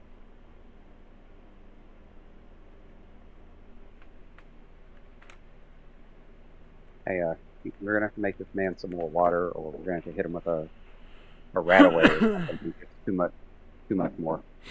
Does any of us have a radaway? I mean, I think we might have one or two. I don't know. You open up the room to find this is a room of mutagenic genomes. However, some of those genomes have fully mutated into serums. Virgil, what does this mean?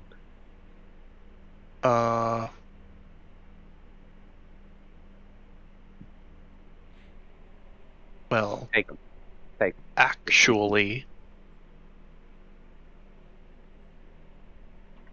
I don't know. Roll me science. Okay. 33 passes. So, the genomes that are here, right, they're mutated genomes of the different fish and species. However, they've mutated to a point now with enough time that they have turned into serums. And because they're localizing their mutation, you recognize that you've seen serums before, back in the coffee bunker, back in the coffee vault.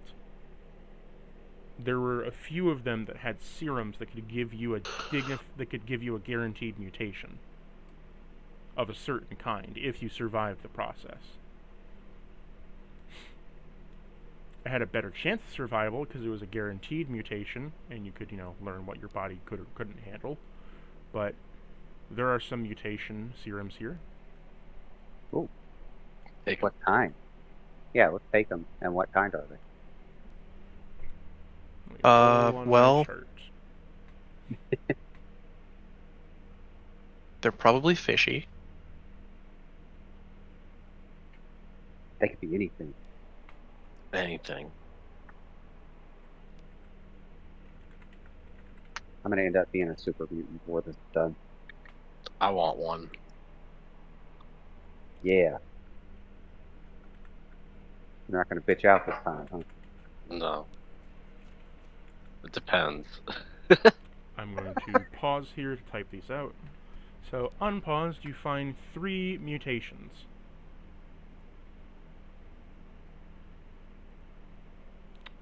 Here's the mutations you find. Eagle Eye, Grounded, and Marsupial.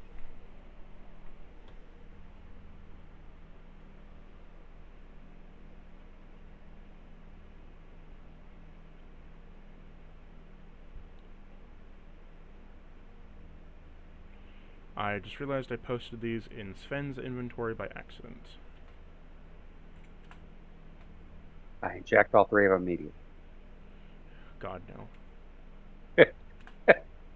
There we go. In the Wasteland chat. So, Eagle Eyes, your vision can't be tampered with anymore, your eyes become highly resistant to damage, and they act like binoculars now, allowing you to view up to an 80-foot scope. So 80-foot distance now increased, and scopes have double the effect.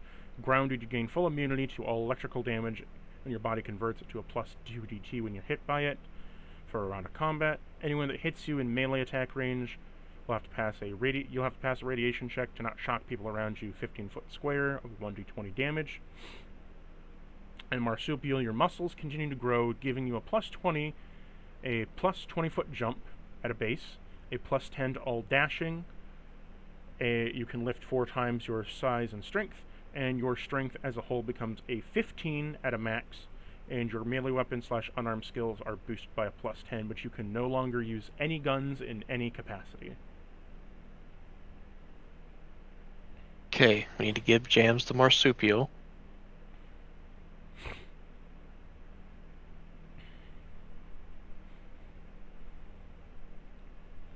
Are we doing this now or are we doing this later? I don't think right here, right now is the spot. Because we're gonna have homicidal robots sooner rather than later.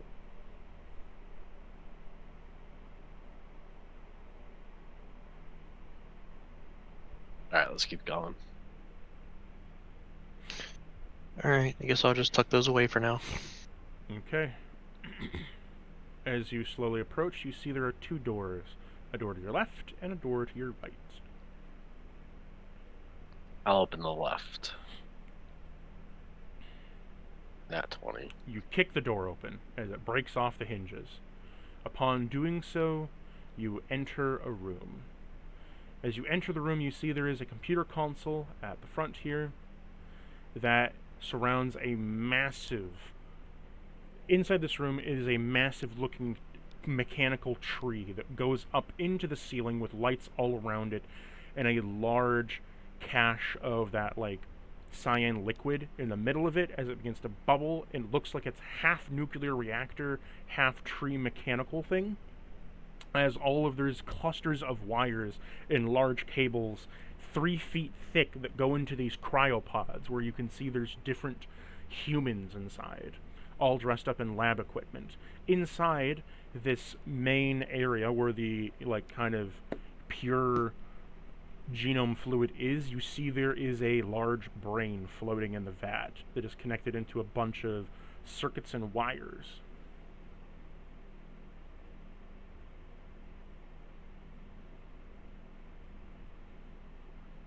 There is a terminal over here as well, connected to the machine. Virgil, there's a terminal. Yeah, alright, I'm checking it out. He's like, fine.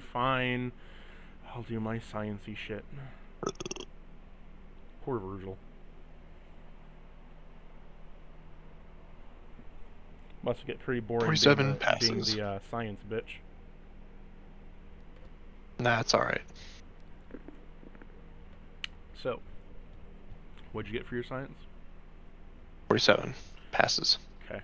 You type into the computer log as the lights begin to turn on for this area. Upon doing so,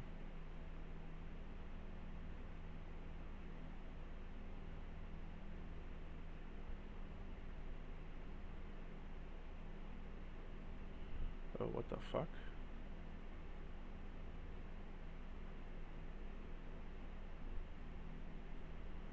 Okay, that was a thing.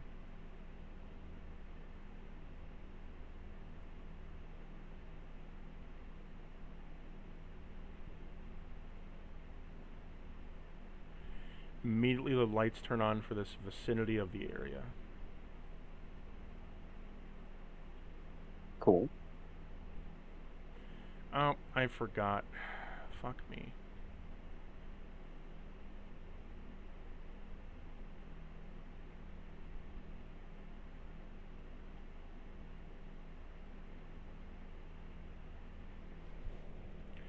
Has this weird thing.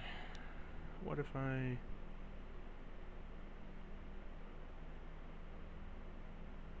Oh yeah, I think... Oh, no, not what I wanted. I think I remember I got around this before.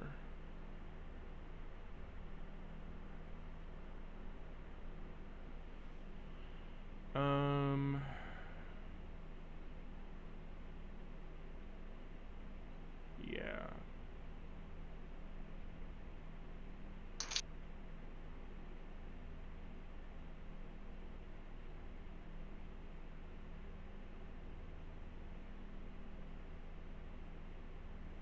Limitations of owlbear.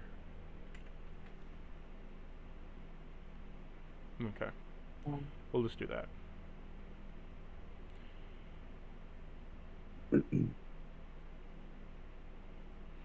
So you start it up, right? As soon as that happens, the lights immediately turn on.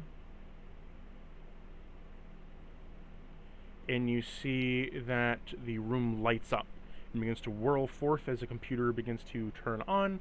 The central brain kind of bubbles a little bit as there's bubbles. The oxygen tank turns on, and each of the cryopods then whirl to life as the brain looks like it has a little synaptic charge that goes off and says,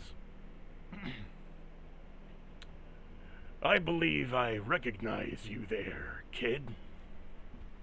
Is that you, Virgil? Oh, Dr. Balmud, what are you doing in here? Well, isn't this a nice little arrangement we have here, isn't it? I didn't expect you to come back so soon for a visit, especially when I told you I was blowing the place up. Uh, But you didn't. I did. I don't remember you telling us that. You left in quite the hurry.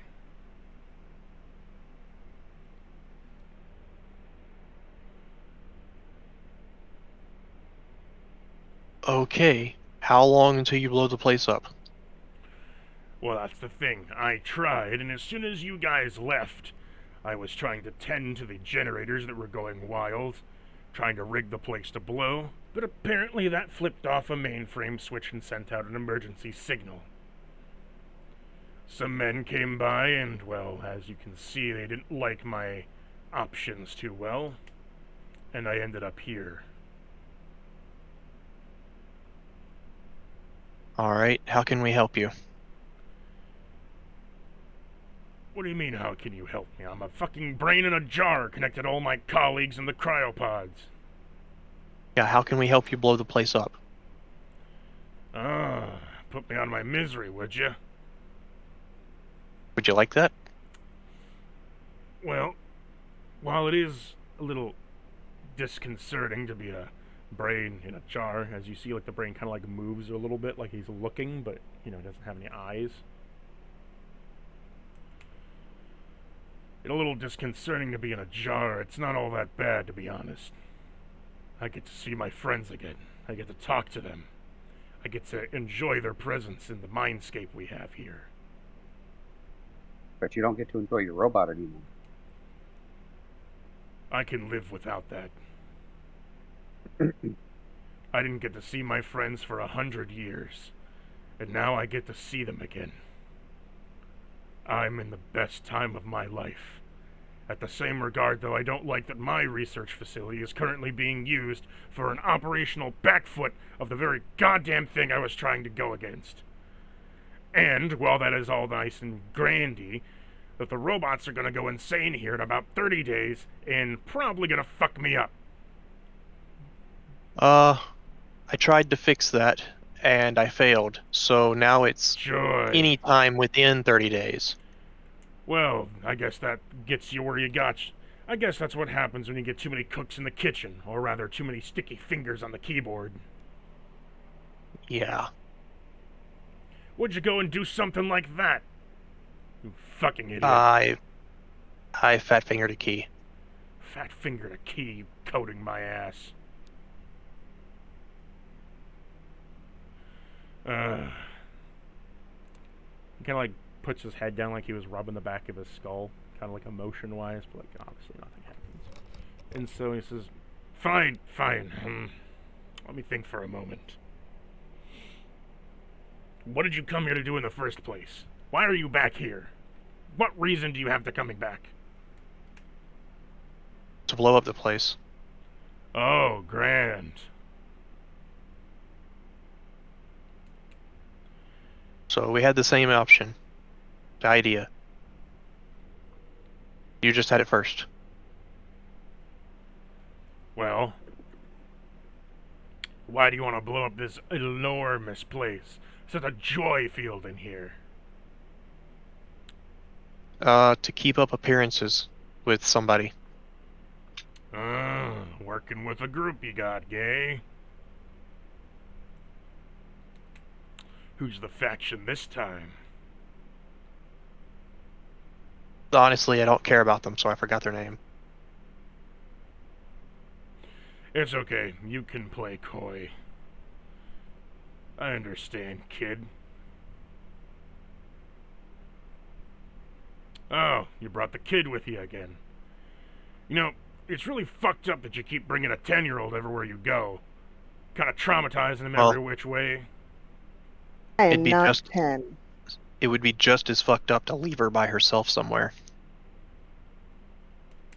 I don't know, you find her a nice adopted family, you could at least give her some peace of mind in the wasteland rather than bringing her from fucked up place to fucked up place.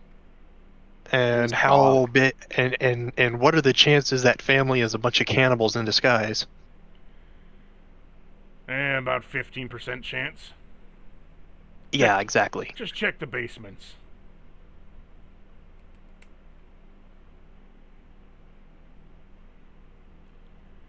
Parenting advice beside the point to a guy in a jar.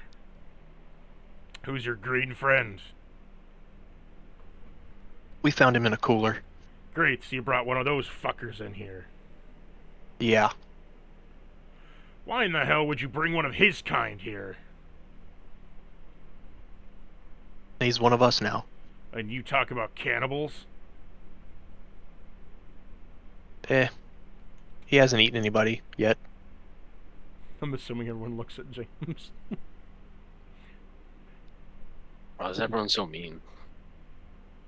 I mean, is it cannibalism if he's not the same as us? Wouldn't that just be eating? Look at you, Mr. Racist over here. Everybody's a different color.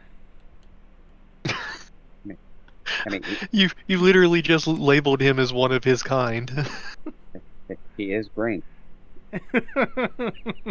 Casual racism, I love it. Your kind. He's not even people. Where's all that milk of kindness?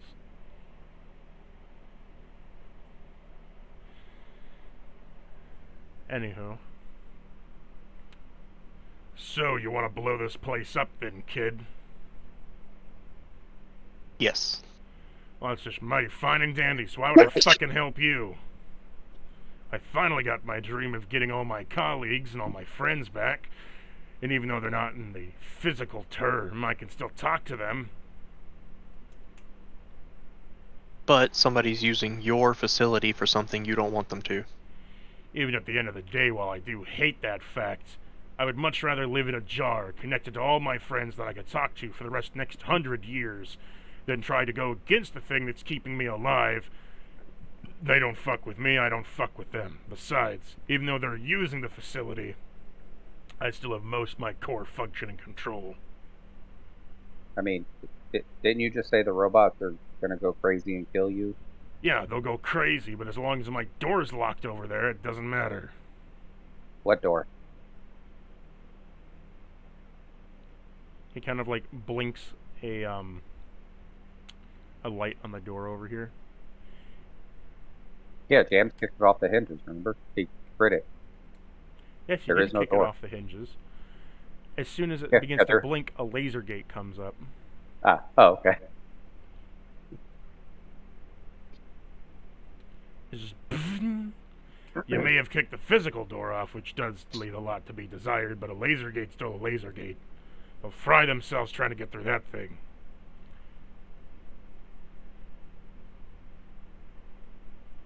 And even if they were to go crazy and go all around, what reason would they have to kill me? Yeah, I'm a living life form in a tube, but I don't exactly scream human being. I mean, I don't know. You're the one who said they were going to come in here and kill you. Did I say that? My memory's starting to go. Yes. Seems they didn't give me the right embalming fluid.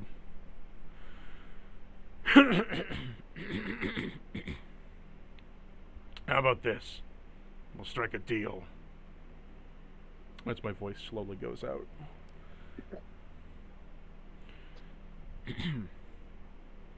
I want this place to keep on living. Because I have something important to it now. No longer depressed and bound up in my fucking chains as a ghoul. But I also don't want to see them win either.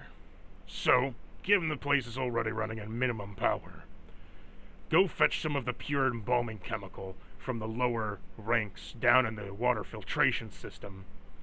And if you can bring back a large vat of that, stick it into my system, I can start siphoning it off and replicating it. After that, I can see what I can do about this little transmission thing of yours. Alright.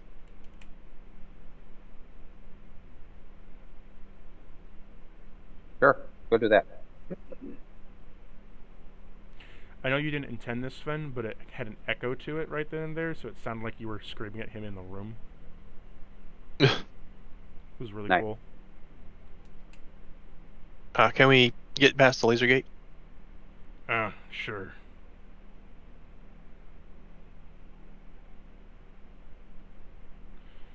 But I'm keeping your friend here as a hostage again.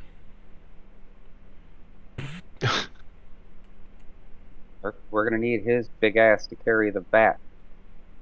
I don't know, send the kid in then.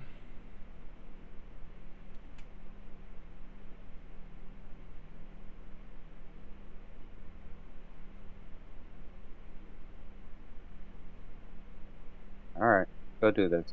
Hurry. So, Lena, you willing to stay there with him?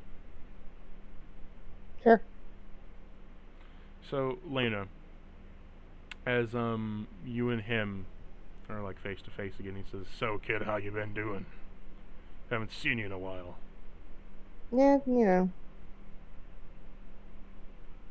Enduring the horrors of the wasteland. Well, I don't like keeping hostages anymore. I can't really do much beyond that. Now, can I?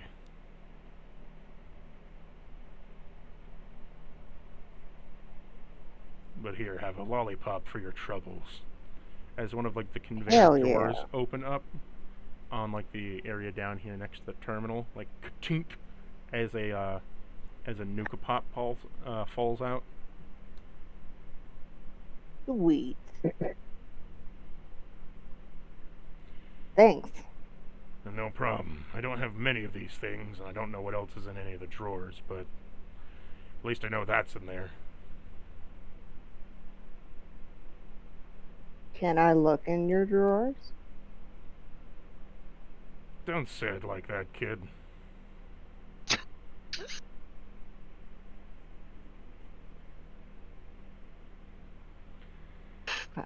How do you want me to say it? Can I look Uh, in your... Hold it, Can- hold it. Just, John. Yes, you can look through the cabinets.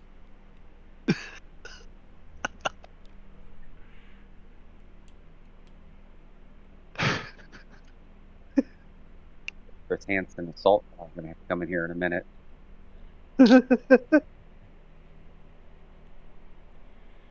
As he says that, like the doors kind of all open up on each one of these sections, like ting ting ting ting ting ting ting ting ting.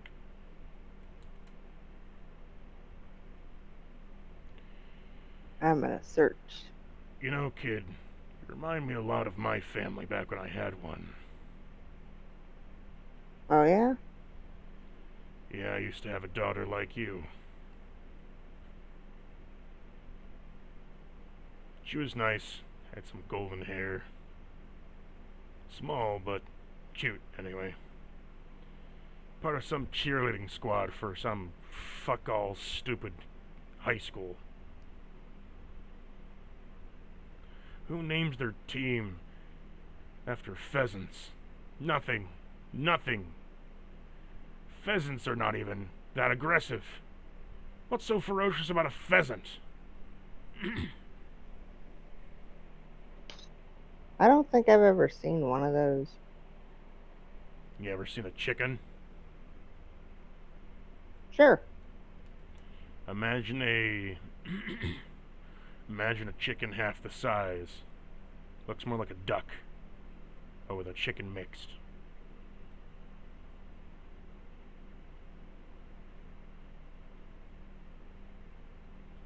That sounds weird.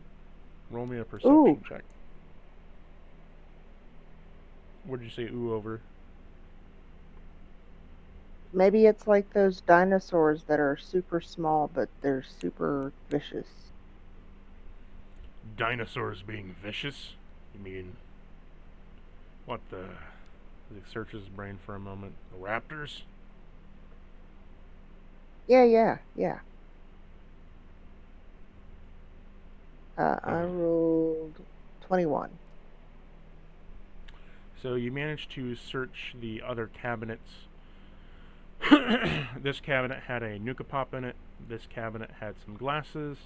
This one, a pack of cigarettes. This one had a, I'll just type it all out for you. 1 minute. Okay.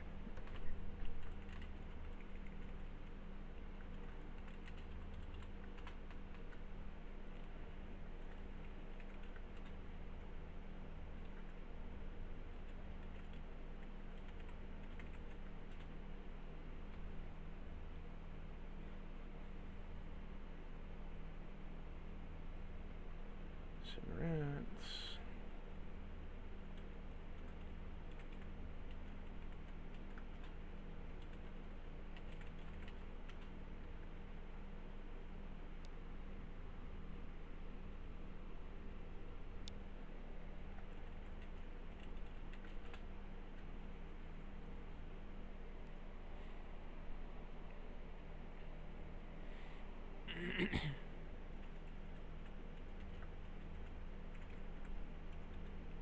So they had a nuka pop, glasses, cigarettes, a pocket watch, a holotape, tea bags, and a whoopee cushion.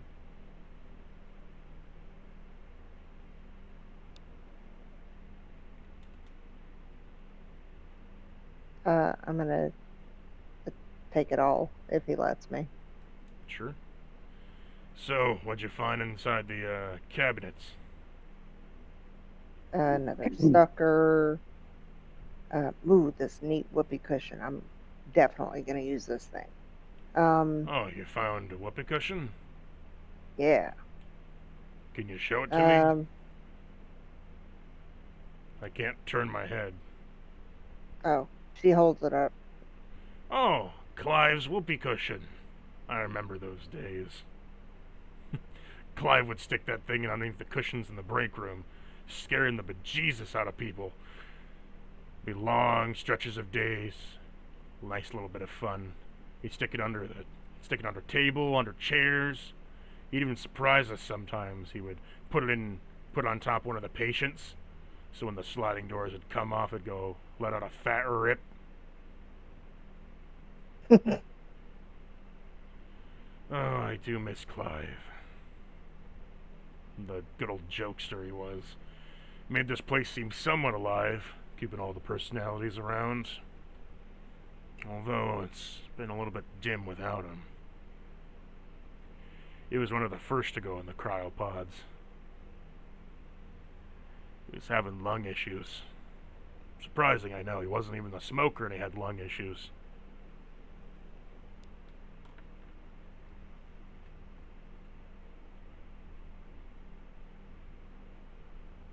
So what happens when you go in the pod? Do you turn to goo? The cryopod?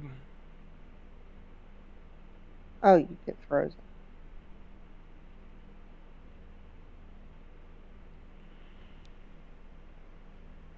But where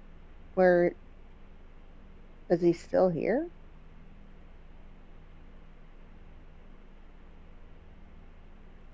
You mean Clive? Yeah. Like where's all the frozen people? Well, in this room Can we just- specifically, there's all the cryopods. Each one is supposed to represent a different researcher that was here at the moment. Each one going from the team inside the pod to eventually wake up sometime later. While the cryopods can't stop whatever issues they had at the time, they get to take out trades one after the other. But things didn't go according to plan on that. And the other ones are the mutagenic fluid ones that we had to reconvert.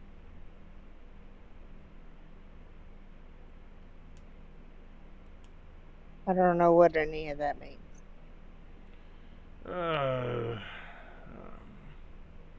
You ever had... It's okay. Okay, let me explain it like this. You know when you pour cereal into milk, or milk into cereal, how if you don't eat it fast enough it gets all soggy? Sure. Imagine a cereal like the crispy sugar bombs. They never, ever got soggy. But then someone comes along and wants soggy cereal, so you gotta convert them. Well, how do you do that? You break the cereal into tiny pieces.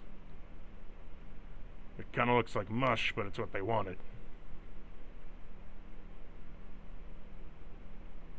And the cryopods are like the crispy sugar bombs.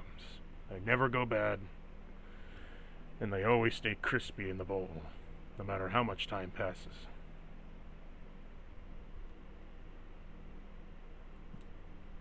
Okay. What else did you find, kiddo?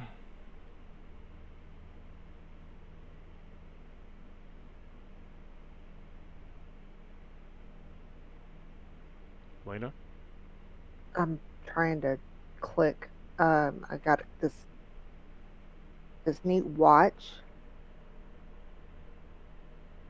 She holds it up. Some glasses. Oh, you found the pocket watch. Let's see. Yeah. Now, who did that belong to?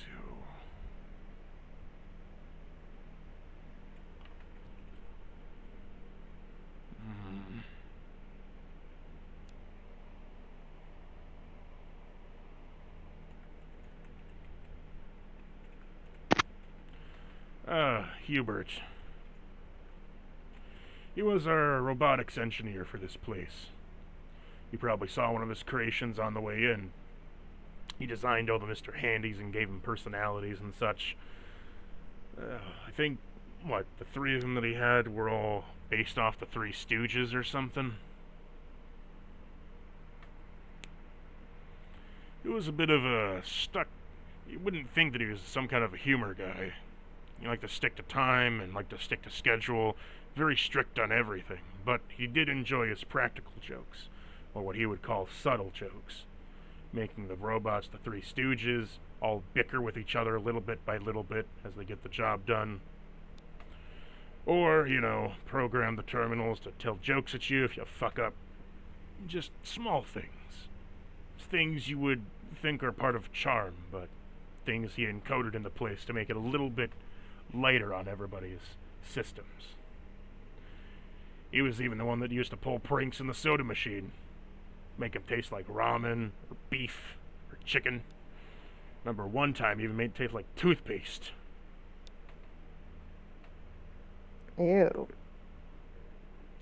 Combined with Clive's antics, Clive would have something, Hubert would have something.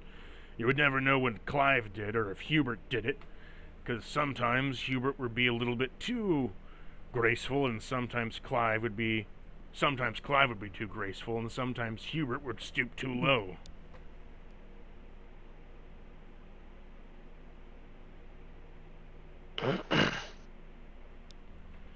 We never did How would he know. stoop too low? Oh, Hubert sometimes would get jealous of Clive getting all the attention, so Hubert would pull some kind of Rupert Goldberg machine to try to get a prank off, but he often made it too complicated, so what would end up happening is he would make this prank that wouldn't go off, and then 6 months later, the prank would happen. He would flag it as some kind of system failure, fix it up, and people would blame Clive, even though that was Hubert's long joke. You could say that Hubert played long jokes and Clive did the short and simple ones. Either way, the antics were always funny, for the most part. Although the shaving cream, that was a little bit too far. Had to clean that up for days. He looks down, never stick shaving cream in a water tank. Ew. We couldn't get the taste of what essentially was liquefied father face out of the water system for a few weeks.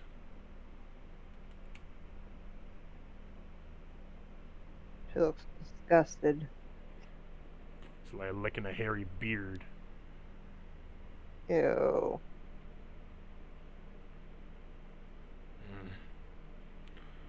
Although I suppose... Anyway, I found this. Oh, Sorry. Go ahead, Lena. I found a pack of cigarettes and this I don't know, I guess it's a tape. We'll come back to this, and I'll switch back over to the other team. What are you all doing? Okay. We're gonna move to go find the thing. Okay. So, roll me a history check, one of you, for the water filter system.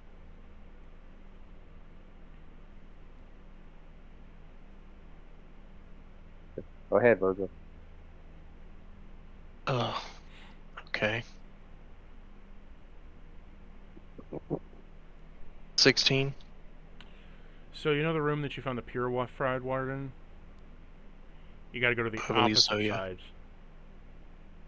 Right. Okay. So, Giggles has his headset on, but he said he messaged me and said he was in the restroom. He'd be right back. That's fine. He's moving with us too. So yeah, we'll come back.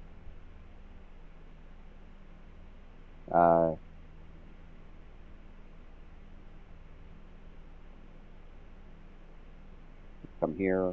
We'll athletic this door at the 12. You can't push it open. Okay. We'll let Jan push the door open when he gets back.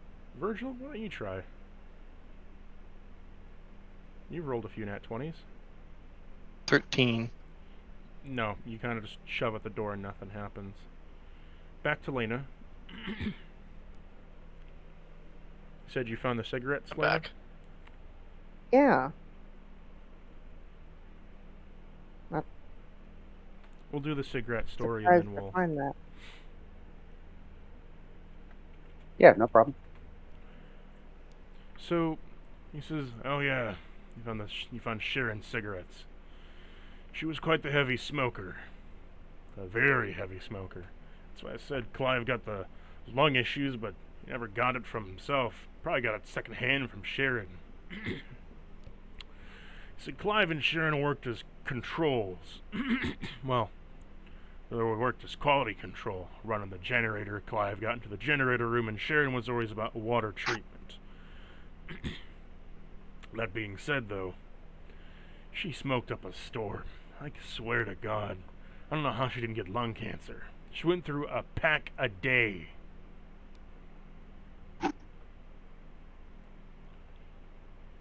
Do you open up the pack to That's see a how many lot. are in it?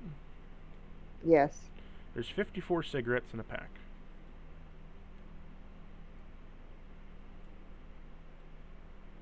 It's one of How those many big. are left? 2.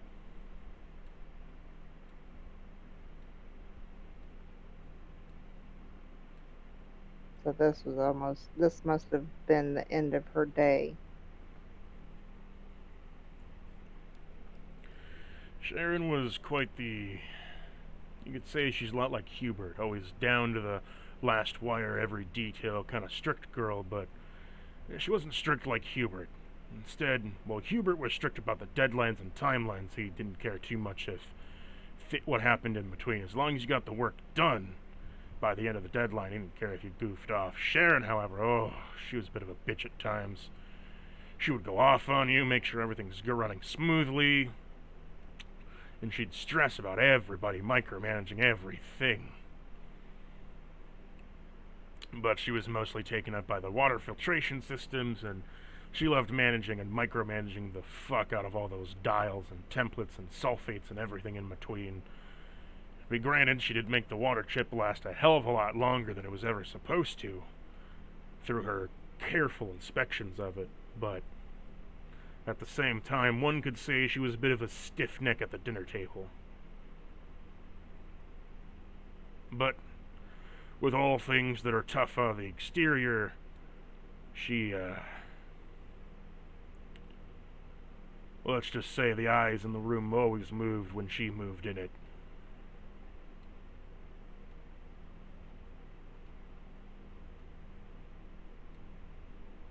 Okay.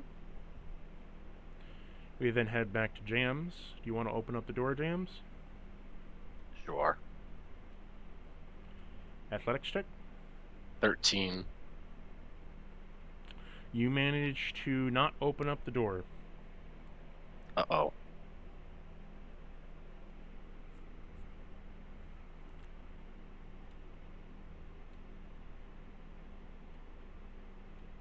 Guess this one's stuck. I guess we're going around the long way again.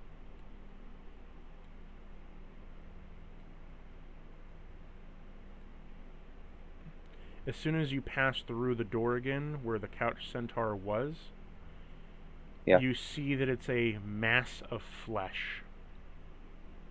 That immediately... by the way, Virgil, are you keeping up with them? Yes. No, we couldn't go through the door, Virgil. Oh. We're good. We're having to go back the long way. A mass of flesh that immediately then bubbles up, look towards you, as you see that a new creature has devolved and evolved from it.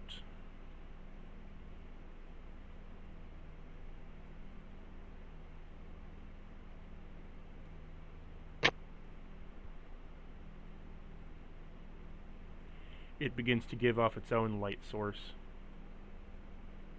as it begins to glow a bright bioluminescent yellow. Oh. A congealed form of flesh, almost looking like slime, beginning to mutate and pungulate around the bones that make up a basic skeletal structure for it to scrape and move against the ground, beginning to dissolve whatever is near it. You have the Fallout equivalent of a black jelly.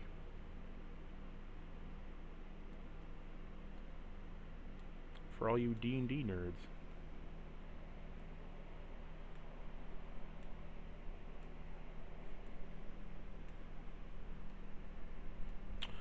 Roll initiative, and Virgil, you're up first.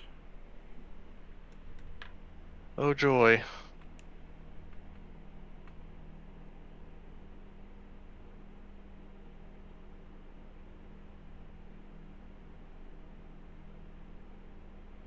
Um,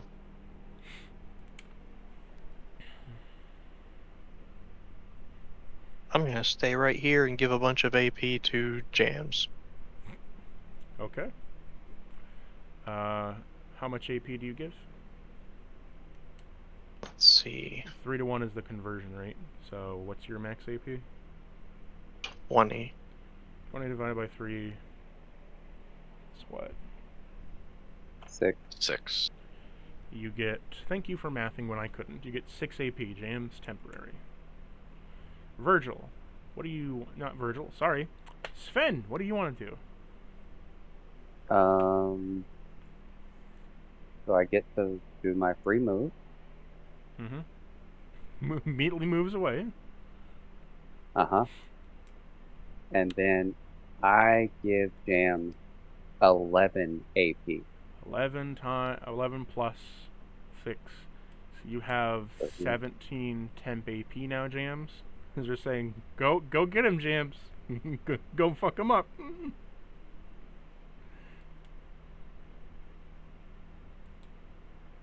The 2 AP for 20? Yep. Alright, we'll do that. And I'll start swinging with the Ripper. Okay.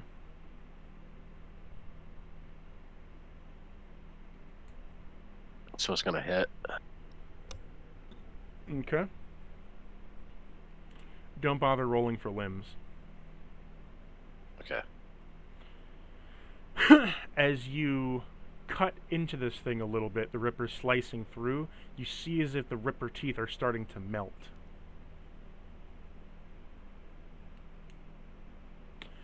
And once you do, roll your damage.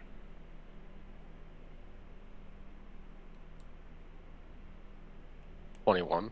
The Ripper is destroyed. Oh my god.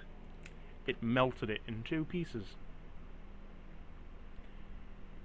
As you slice through it, it melts, sucking it in, as now it's just a sputtering pipe of gasoline and a basic chain. As the chain falls down, the teeth falling out of it, as it falls to the floor.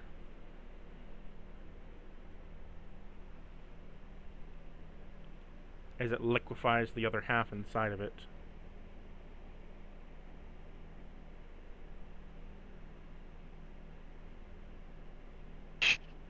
I feel like I should run.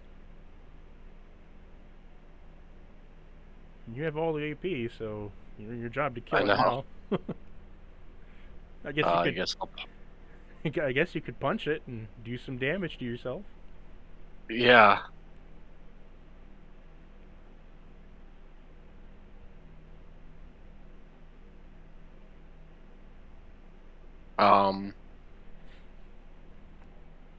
It's my only option.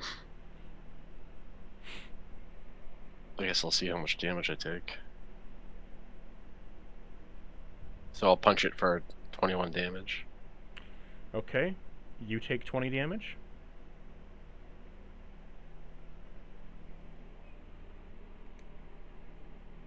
As the acid goes and pools around your fist, eating away the skin. Do you punch it again?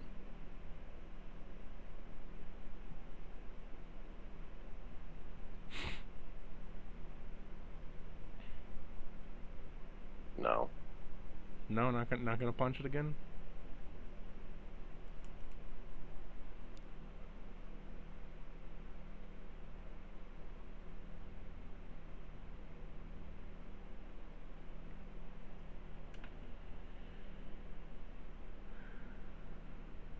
So what would you like to do, Jams? I'm just gonna run away. To where? Oh, straight out the door. Just push past Sven and Virgil. Just fuck him. Yep. You see Jams punch at his fists begin to bleed as he immediately just books it, running past you, pushing you both to the sides a bit, to burst through the door, running away. Ow! It is now the flesh slime's turn as it slides on over. Hey, Virgil. Yes. This is gonna hurt.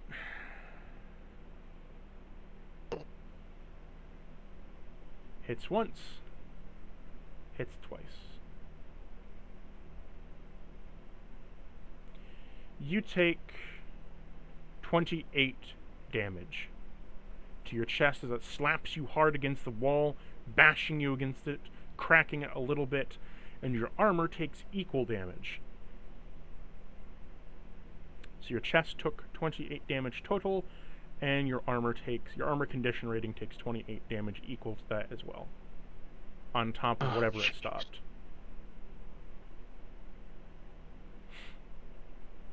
On top of whatever it stopped? Yes. So 28 plus 3? As this happens, the flesh begins to slurk off your body like a slime as it pulls against the ground, and it instantly begins to mutate. Roll me a athletics check.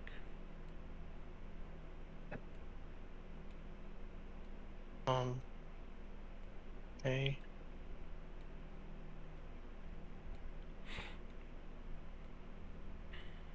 Oops. Is that in the wrong spot? Chest, please. Okay.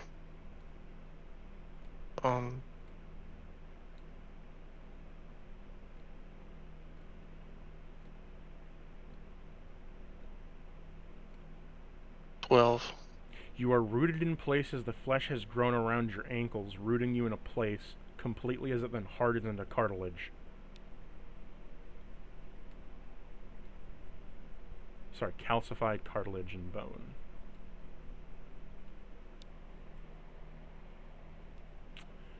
Back up. It is now your turn, Virgil. What do you want to do?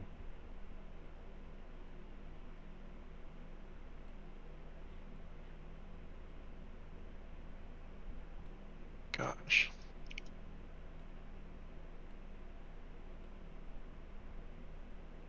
Okay. Oh shit. That did a shit ton of damage to me.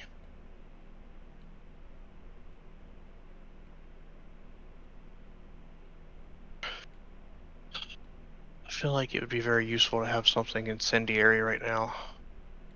Oh, yes. Yep, I thought that too. I don't have anything.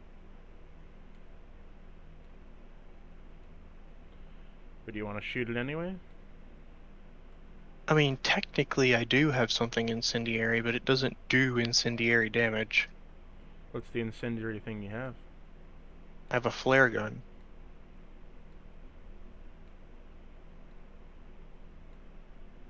Do you want to shoot a flare into it? Yeah. But all it does is stun, it doesn't do fire damage.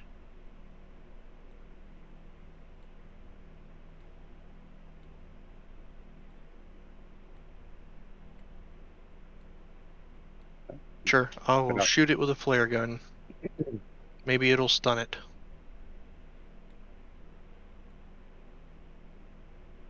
.68 passes.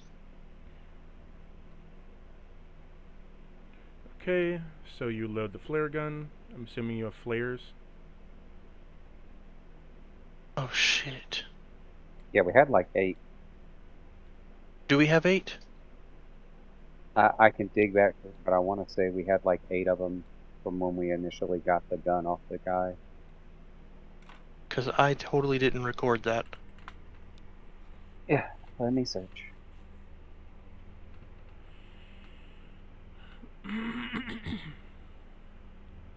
I may have fucked this up. You do not have any flares for the flare gun. Shit. Lovely. Unless I'm looking at it wrong.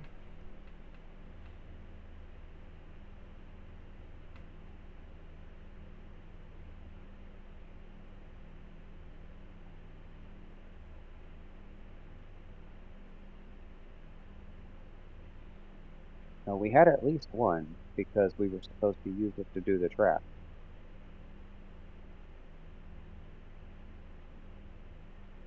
and we never shot the flare. Yeah, we have 25 flares. Oh, sorry. I'm stupid then. I found Okay. it on your post from 516. Okay. Long time ago, but hey, go Uh, ahead. oh. Load that flare.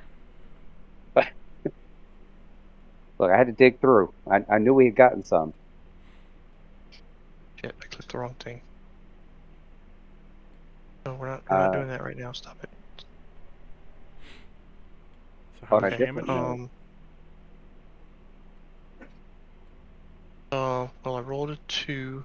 It doesn't have arms, but I hit the right arm. So as you shoot it with the That's flare 1. that engulfs inside of it, it immediately begins to combust the flare. Due to the flare's stun effect, you have made it so it can't take major actions. I don't know why y'all ain't done this before.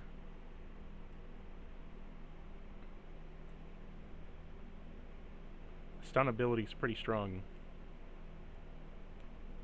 1d4, so that's 3 plus charisma bonus. That's 8 damage. So for the next time that it tries to attack you, it can't take major actions. Essentially, it can't attack you directly. Nice. Again, I don't know why you guys haven't used the status effects sooner. I'm not carrying the flare gun. But, so it is currently writhing and bubbling with the flare inside of it. But it is not out yet.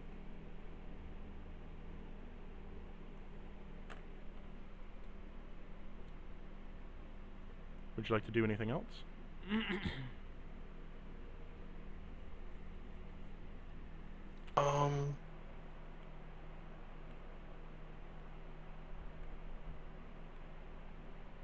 I want to escape the room.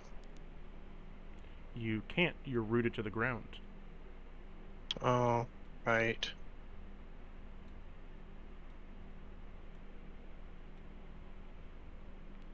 Would you like to do anything else?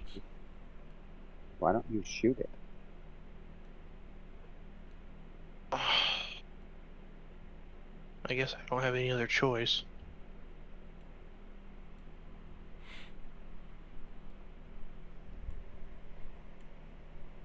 Alright. Guess I'm shooting it. So that's 2 AP spent already. Mm-hmm.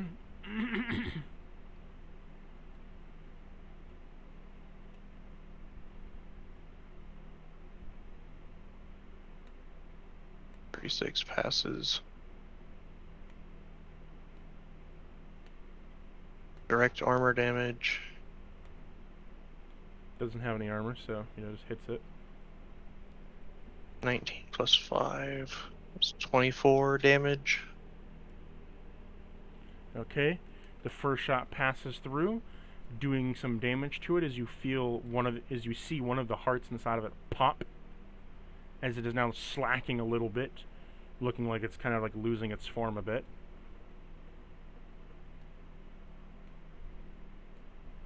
.74 hits.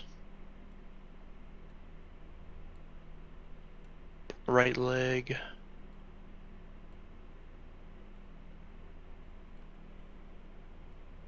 .23 damage. You kill it as it explodes all over you and the walls. It pops like a balloon, exploding everywhere, covering the whole area in this sludgy, fleshy slime.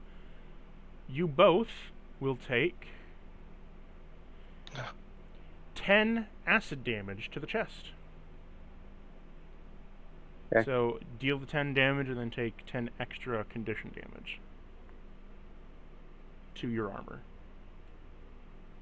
You're unrooted, Virgil, and you both smell like complete, unfettered ass. Hey, I bet that had something to do with those 3 stones still being in that thing that I told you to take out of it.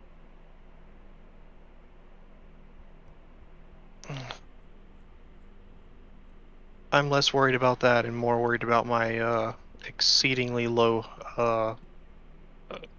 life sustainability. I'm gonna do some first aid on myself. So you almost bit the nickel there. Yeah, I have 4 HP left.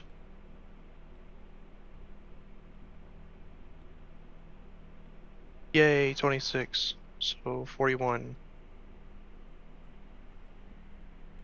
That brings me up to 45. By the way, everyone gained 300 experience from that. Yay.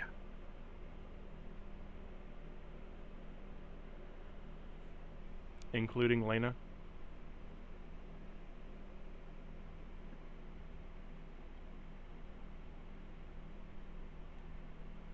Good job, guys. I probably should have stayed just to be a tank. Sorry. When All the right, tank now runs away, you're like, oh, fuck me. After I did it, I was like, I shouldn't have done that. I just was like, I can't do damage. I'm only gonna get hurt. I should leave.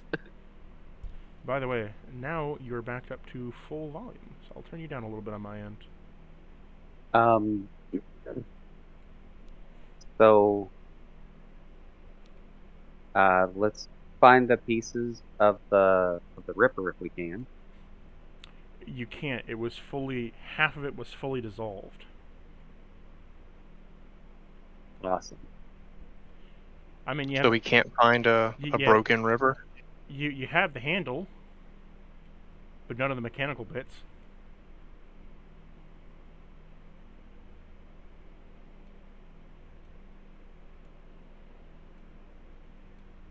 Can we use a gun repair kit to fix it? My brother in Christ, this is Fallout, and there are some magical things in it, but that is not how that works. Well, I mean, honestly, that's why I asked if we could find the rest of the Ripper, because I was going to see if we could find the parts, we could try to If you could find the parts, yes, a gun repair kit would repair it. You don't have any parts. You have a handle. Yeah. There is no engine block to speak of. Oh man. I'm Dan, so do sad.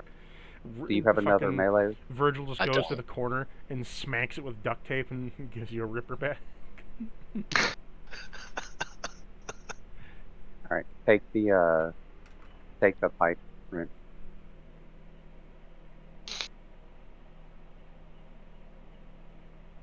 Was that your only melee weapon, James? Yep. Yeah. This will make you learn to carry two. Well, if something happens to the pipe wrench. God, no. Definitely no pipe ripper. We don't need a pipe ripper. If something happens to the pipe wrench, I still have the death claw gauntlet. I mean, he has fist weapons he can use that he doesn't use. Yeah. He has like 3 All of right. them. Where were we going in here for?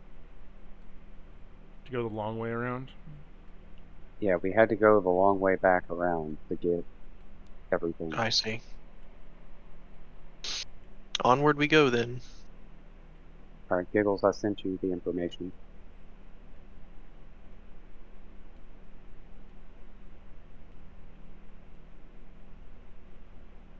Okay, you make your way on through.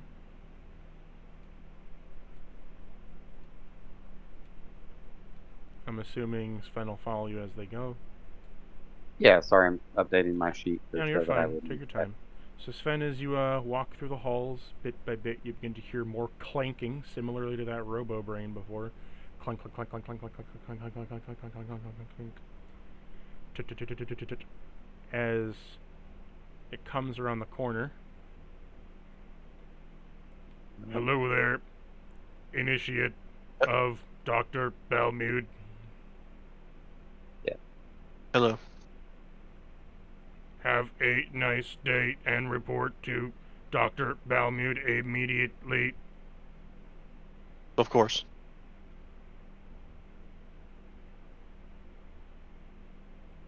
Get down here. Hold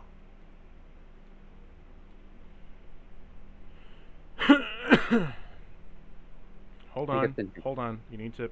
Oh, sorry. Yep, The doors. doors. Sorry, wait. The doors! James, did you come with us? He's probably updating his. Coming. Yeah. Which door do you want to open? This one or this one?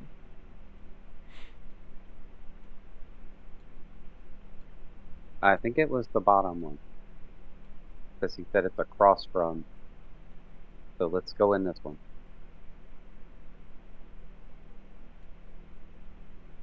And it's a big 25. door. You manage to kick the door open off the hinges. As you enter inside to see the two chemical tanks. One green, one blue.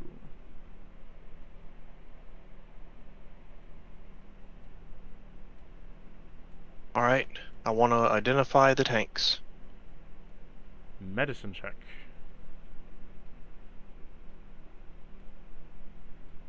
$31, that passes. The green one is mutagenic, the blue one is pure. Alright. And He this is didn't give the- us anything to carry it in. Look around the room for something to carry it in. Yeah, he said he needs like a keg of it. Yeah. You were told to grab So- both.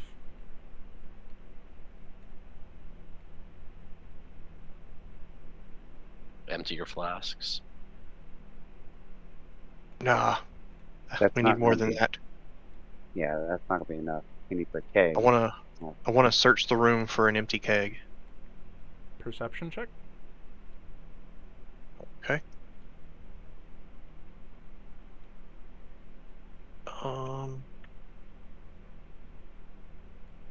8 plus 16, 24. There are no barrels or kegs to speak of. Let's check the room next door, see if there's any stored in there.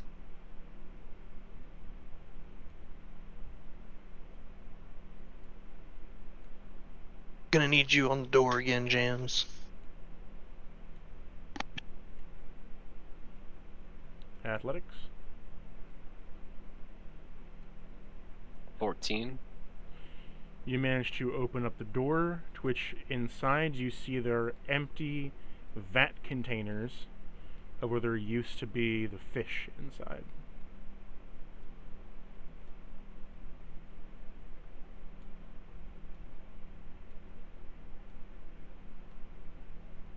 Can I take one of the containers? You could take two.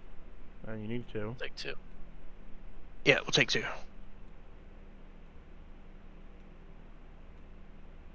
Then come back in here and fill one of each. Well, first I asked, how are you going to get the barrels open?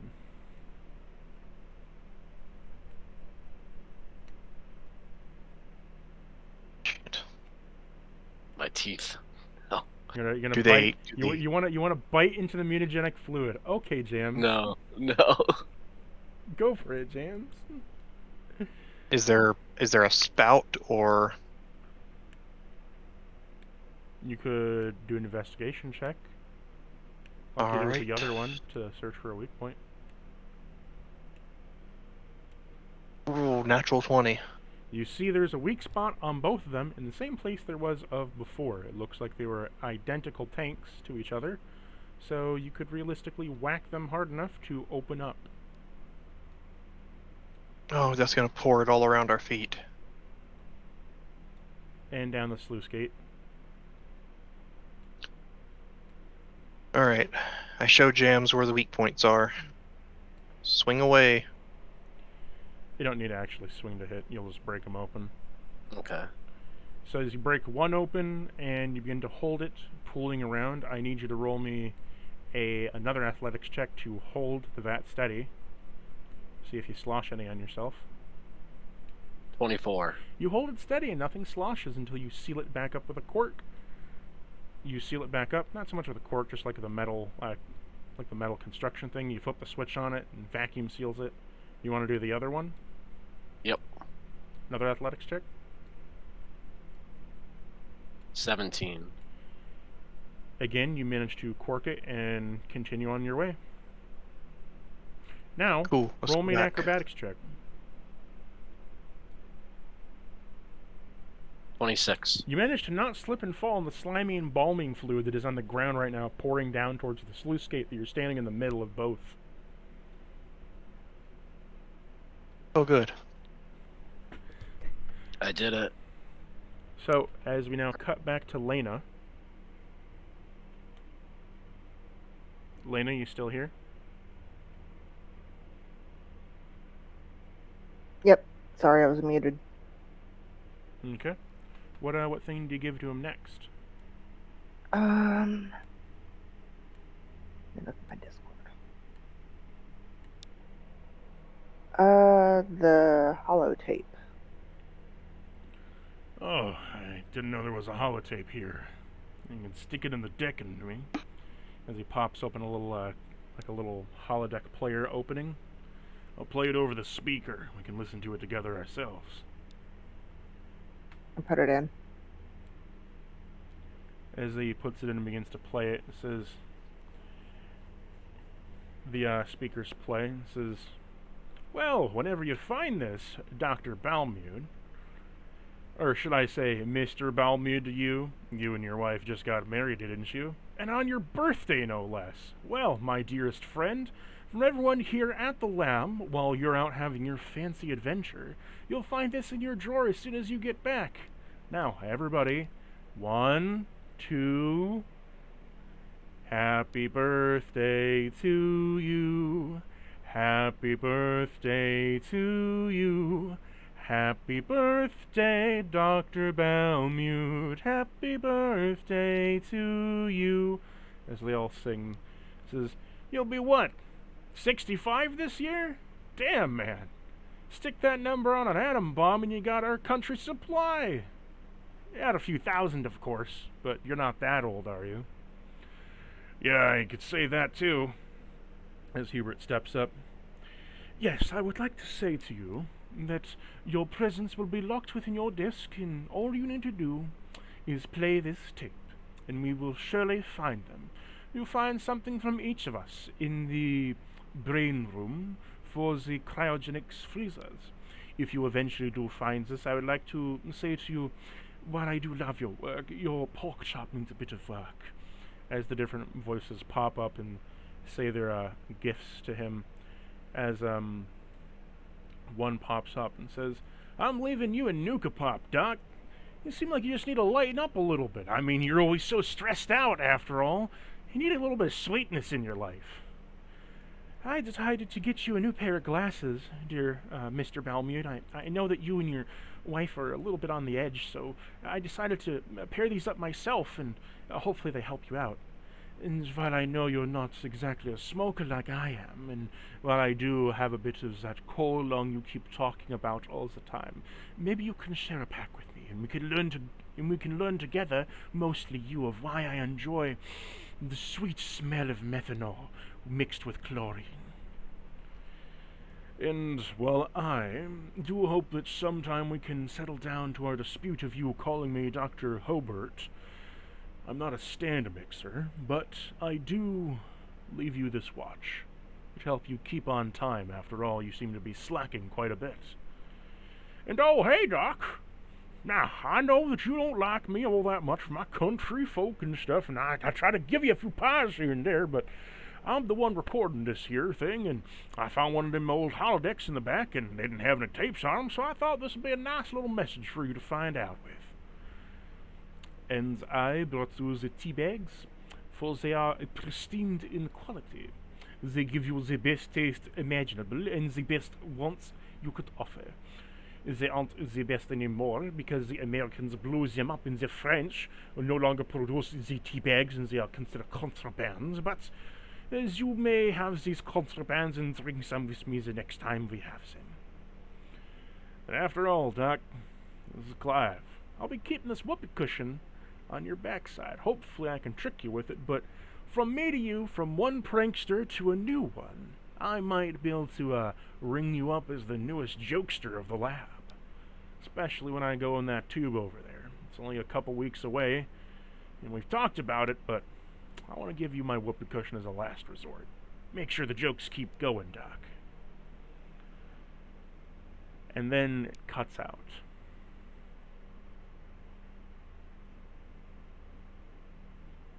That? I've never heard that before. You said you found that holotape in one of these cabinets? I did. They never told me. They never even congratulated me.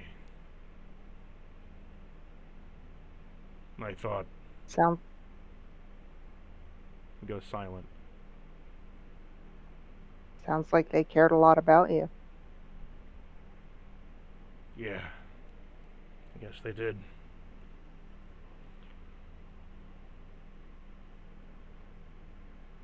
Could you put those... You can have the Nuka Pop, but could you put the rest of those back where you found them? I put everything back. You can keep the Nuka Pop. I can't have it. Are you sure? You can enjoy the sweetness for me. I put it in my pocket.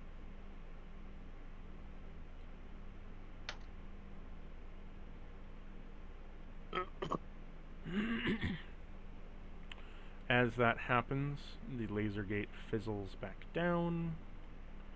I'm just going to drag you guys over. No sense in having you walk your tokens back when you can just... As you walk back in to see that Lena was just talking with Dr. Balmute about something, the holotape pops back up before he, quietly sends it into his data center, and you both return. Well, everybody returns.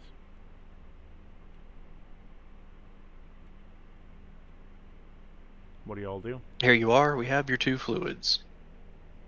Please stick them in the... go to the back, open up the back door, and stick each one into an opposite side of the fuselage.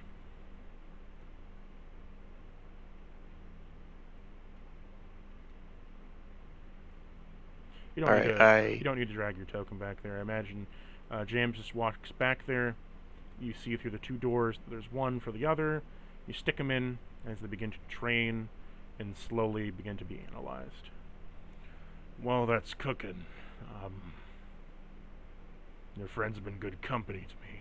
And so you want this thing shut down now? Yes. He spits out a holotape on the front of the terminal. Take that holotape, stick it into the terminal over there, and it'll allow me to upload and cut the connection. Instead, we'll start feeding them corrupted data. You mean the terminal in the other room, right? Yep. Okay. I'll scrap code the entire terminal, so whatever it does send is just sending out false data. That way I can extend the bitrate connection a bit and keep things going. I take the holotape.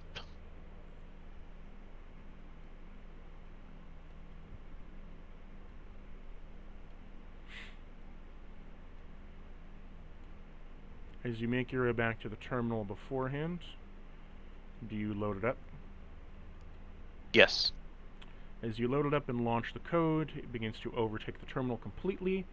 The terminal turns a bright blue before it is fully taken over. Once done, like he said, it scraps out the code and starts sending out bits of corrupted data. Only, I think, an eighth of it is actually real code, so it's still uploading the data right, but it's uploading it in such a corrupted state that it would take almost 10 or 20 years before it would finish.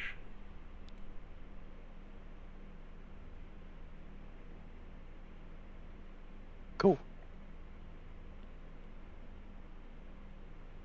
You also hear a massive clank from outside as the robots shut down.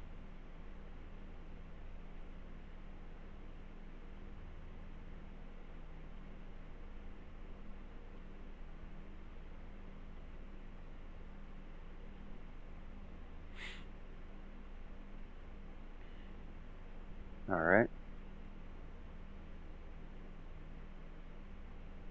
we come out here and you see these things are shut down. Yep. And as soon as that happens, the lights then turn back on.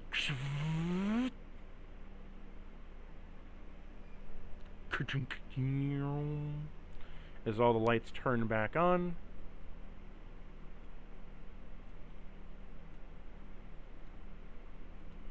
you see that, everything's around, and things look to be back to normal as all the robots are on the ground.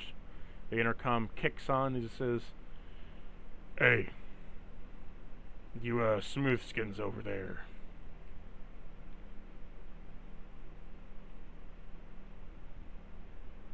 Yeah. So, I slipped your little girly a friend.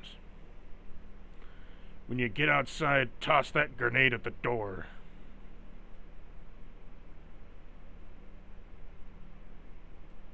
Understood. Okay. You look inside your pocket, Lena. She said, yeah, her head, I think she muted it. Yeah, I was muted. I was messing So with the Greg. grenade that you find is it's an EMP grenade mixed with 4 plasma cores rigged to it. Shit.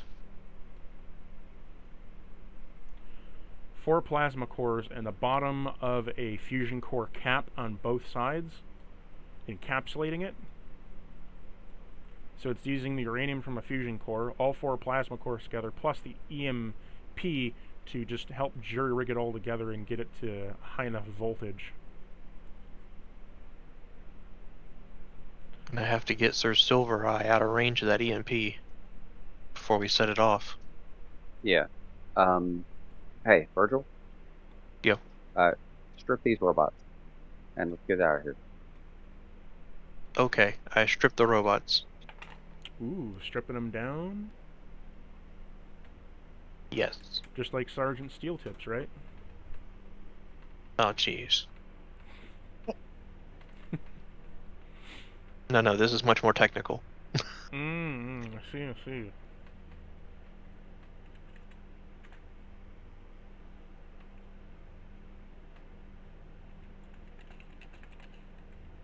Salvaging for parts. Okay, roll me investigation.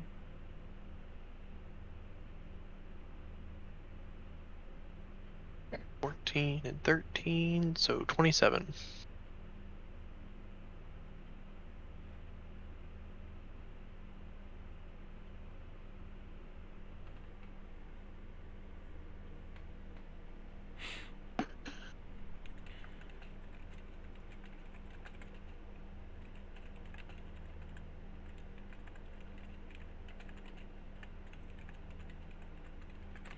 Okay.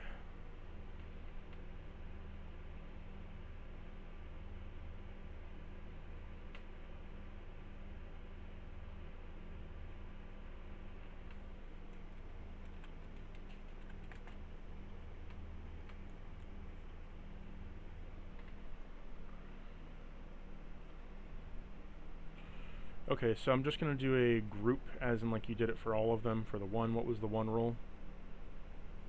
27. Okay. Never did find that massive Tesla weapon that cut that dude in half. It's a shame. Maybe it was one of the troops that came through and used it. Maybe.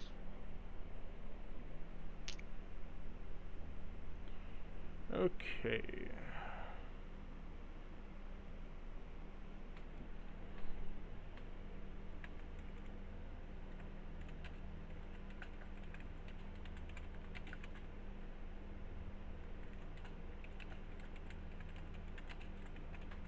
Gonna pause while I type this all out. Unpause. So, here's everything that you find from all the robots with your perk. You managed to find 80 scrap metal, 20 electronic parts, 4 robo-stims, 4 vacuum tubes, 1 weapon repair kit, 30 black powder, 30 primer, 50 shotgun casings, 1 long night chipset, and 1 inductor blade, which was a legendary weapon. Holy shit. Okay, I'm gonna need a second. So the long night chipset is when skinning or gutting an animal. You can roll a 1d20. If you get above a 15, you can get 1d4 oil cubes, which can be used for a cooking bench outside, essentially allowing you to make combined or dense meals outside, away from a workbench. And the induction blade is by consuming 4 fusion cells a swing. The blade can superheat itself to burn foes, dealing 1d8 fire damage, and every 6 hits on a foe, they will burst into flames, taking continuous fire damage. Jeez. Cool. So we can put that chipset in James's thing. The induction blade sounds really cool, but fusion cells. Another I mean, melee weapon, so it's probably gonna go to Jams too. Yeah, but I mean, I don't know how many fusion cells we have to make it worth using. I mean, It's it's 2D. only if you want to set Yeah. things on fire. Yeah, I was gonna say it is 2d8 damage without it. I don't know. I don't remember what the thing I gave him was. I think it was 46. 46 was the other thing I gave him. But again, there's no reason for him not to hold on to both in case shit happens. 32 primer. The fire Or if it's a damage black does not. The fire damage passes through DT, by the way. 'Cause it's effect damage. That's cool.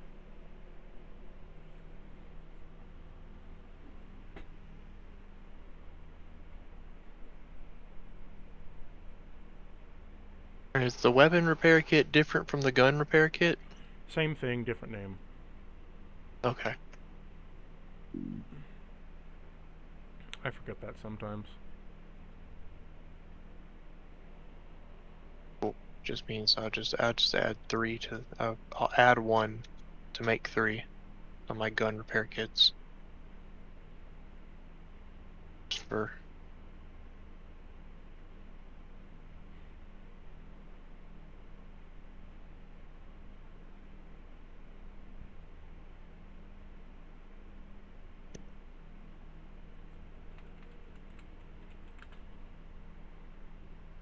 vacuum tubes.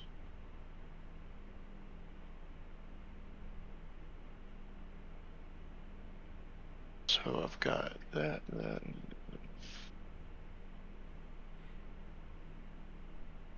So, do you want to use the chipset on yourself, James?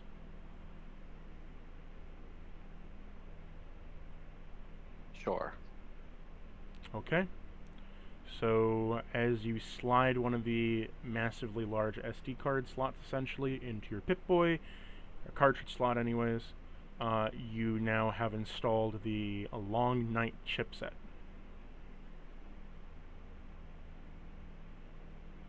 Where should I record this? You should record it in your... I just put it in your notes section.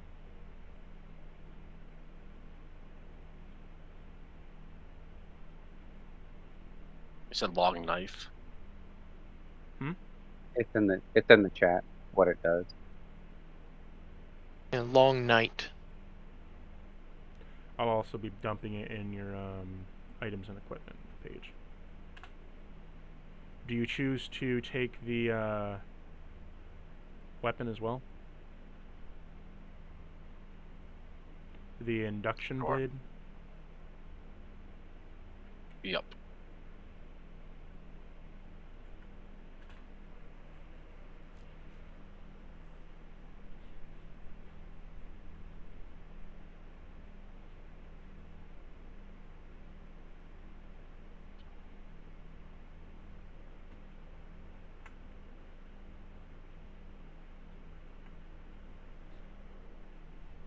With all of that found, what do you wish I think to do the last now? thing. Yeah, I think the last thing is we want to see if this unlocked down with everything he did.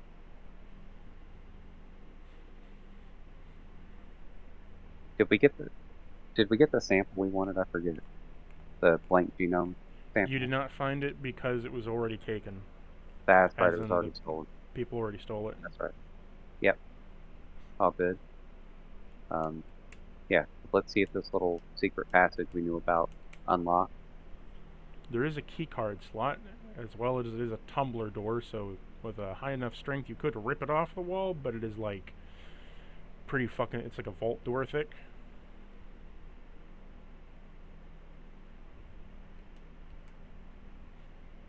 You said there's a tumbler lock there, so Lena could try to pick it.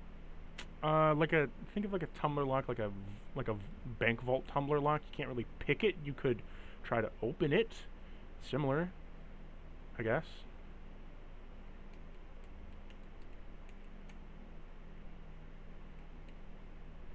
Okay.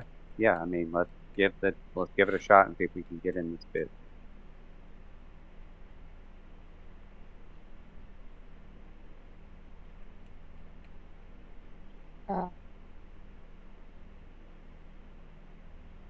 Okay. I passed. I have What'd you a get? 123 to hit. I needed a 2D100 lockpick check. Oh, I'm sorry. Do I just roll again? No, I need, as in it's 2D100, so it's like, I need the, it's not like a roll again thing, it's 2D100. Yeah, Okay. click 100. Yeah, there you go. Okay, 151. Do you pass? No. Okay. So you're not able to pick it.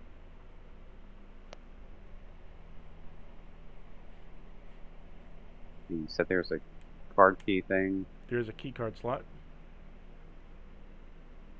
Virgil, you want to see if you can do anything to bypass the card key, make it think that it, we scanned it? And if not, we'll Sure, try I'll give that a try. We haven't found a card key anywhere. Alright, we could always go look in Bellamy's office, too. Roll me a science.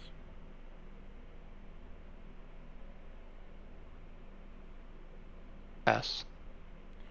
You hack over the keycard slot to reveal that there's a biometric scanner that needs to be done by the eye.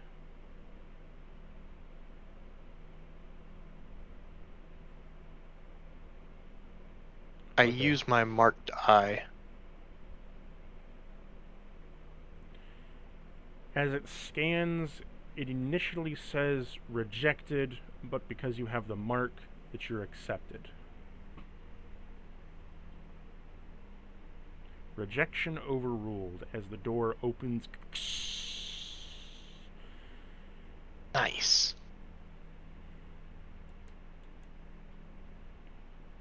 Alright, let's see what the fuck's in here. As you walk inside, Jams, you can't fit through the door.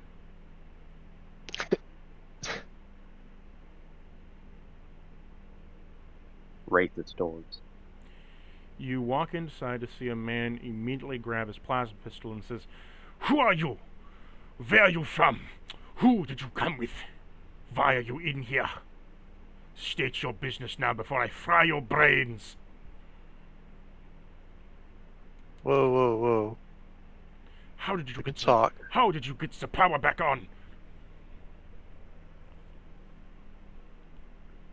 Speak We're still trying to now. figure. We're still trying to figure out everything that's going on too. We're very confused. How did you get in this bunker? Why are you here? Who are you with? I'm with the Black Quarks. That's how I got in. Persuasion.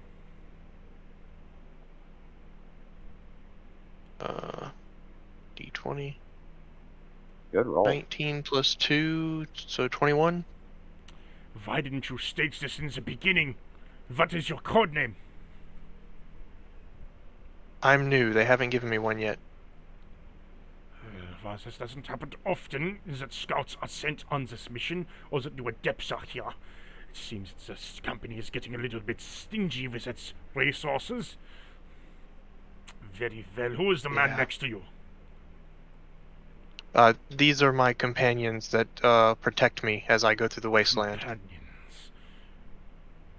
Bodyguards. Sven, roll me a persuasion. Sure. I passed. You mean persuasion, D20. Oh, I'm sorry.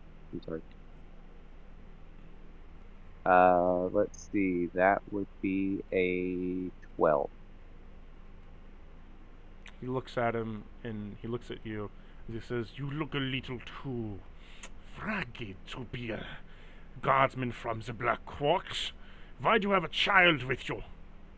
We don't allow children in our ranks." They wouldn't spare me one of the Black Court guards. I had to hire my own. Lena, roll me a deception check.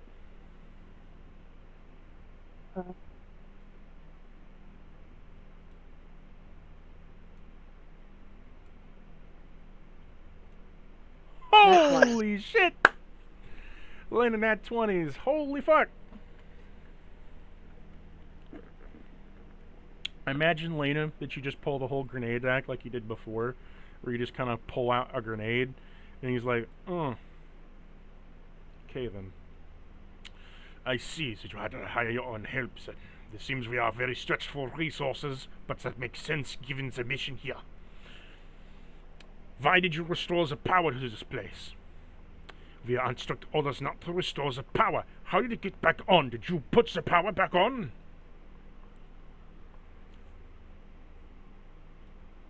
So I got a very rude welcoming from the first robot that found me. The second robot scanned me properly. I have been just berated by all forms of malformed creatures as I come through this place. And the power just came back on recently. I'm still trying to figure it out too. That's how I found this room. I was trying to find what happened. Oh, by malformed creatures you mean the sinners that did not ascend to the next level. I Yes. understand why an adept would think they are monsters. No, they are not monsters. Instead, they are just the sinners that did not ascend. God did not like them. They did not put them on the right platter, the right plane. Thus, they are cursed down from heaven for their judgment. I see. Now, I found the biometric scanner for this room while looking for the cause of the power. I see. Very well then. I cannot get these damn cameras back up and working. When the power was restored, I would think the cameras would be back up. However, all the cameras are down.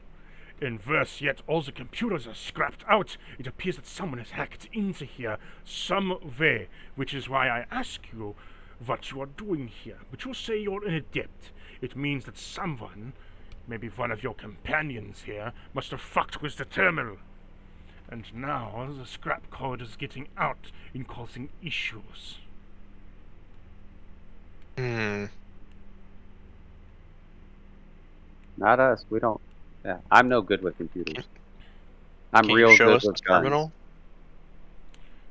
Your guards will have to wait outside. Sure. Did you secure the asset? Your guards will wait outside, adept. Absolutely. Okay. The door then shuts closed as the terminal locks.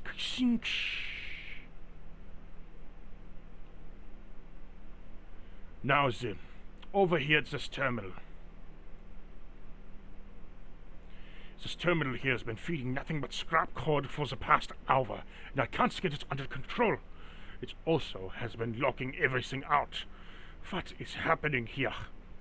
I can't get stable signal, I can't get stable radio signal, I can't even get out stable Pip-Boy signal. Nothing is working anymore. And worse yet, if I can't get the signal working, they are going to black bomb this place. Black bomb? I haven't heard of that yet. What's that? You don't know what's the black bombings? No, I told you I'm new. He rubs the back of his mask, of his gas mask, and kind of straightens it out. This is horrible. The black bombings. If anybody fails their mission, or anything gets out from the mission, or any leaks, or any just bad things, if any mission goes wrong, this was of critical importance. They wipe it from the earth. They load up the cannons from the main base and fire them like an artillery strike. When the black bomb explodes, everything in the area is decimated by nuclear fire. And then, to make it worse, it has a virus payload on it. Anything that survives that is then wiped out by that virus. The black bombings, otherwise known as this bubonic plague. Ugh. An accelerated version of it, no less so. If the radiation didn't melt your flesh from your bones, then the black bombings. The virus will quickly invade your entire system, giving you advanced stages of every sickness known to man until your body eventually overheats, boiling your blood out of your system and killing you. If you somehow manage to survive all of that, you have a heartier body than any man or creature is willing to have, and most likely you turn into one of those sinners. Cursed by God. Yes, I would like to avoid that. So you need to help me get this damn thing back up and working, or we're going to be expecting black bombs on this area. Understood. The window of time is running down. We only have a few hours before they send out the decree. If any mission fails for more than 12 hours, they nuke them.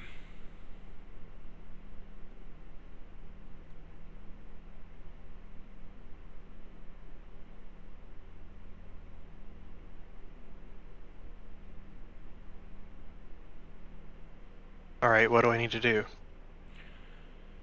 I need you to hack into that terminal and make sure that you can bypass the sequence of codes that is going in. I'm going to give you this holotape. I will do the same on my other computer, trying to re-establish a link to get the radio comms back up. You will work on the coding. Once you have the coding installed, install that holotape, and hopefully we can reroute control back over this entire system. While he's giving me these instructions, I'm just waiting for him to turn around. He then slowly walks back to his terminal. Okay, as he turns around, full-on coup de grace. Right to the back of his head. Okay, roll to hit.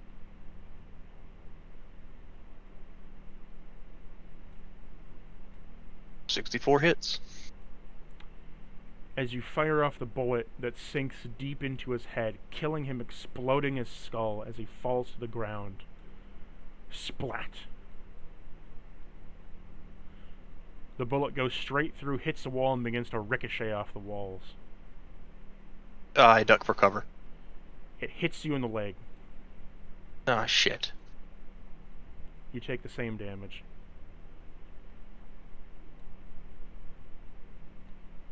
I should roll for that, huh? No, you just take the same damage. Yes, you should roll for damage. Yeah. Oh, yay. 2. Very minimum.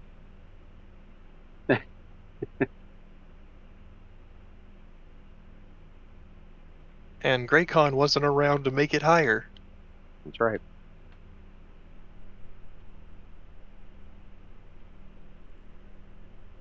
Alright. I want to search the consoles. Actually, I want to search him. Okay.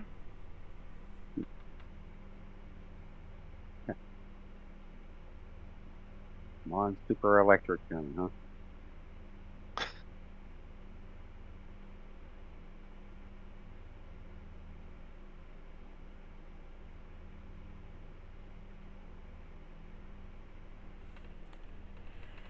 Okay.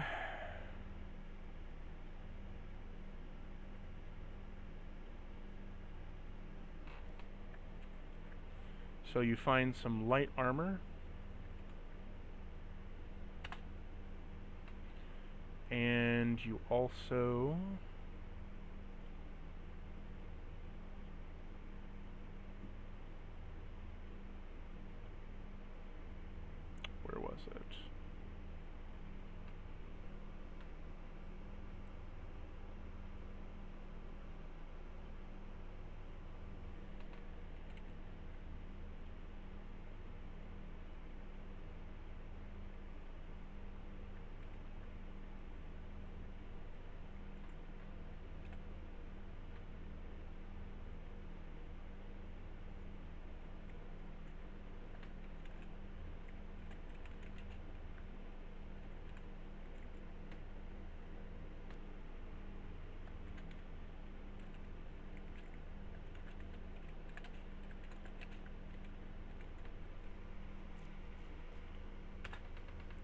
You also find the combat medic mask.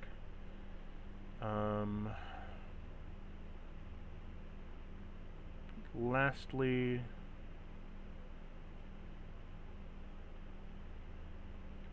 I need to grab this real quick. You find... Where the fuck is it?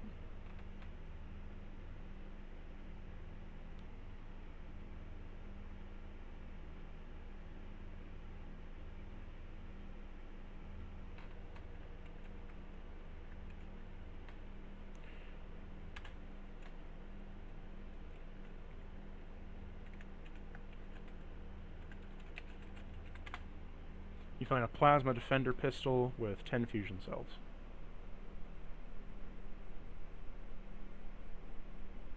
Sweet.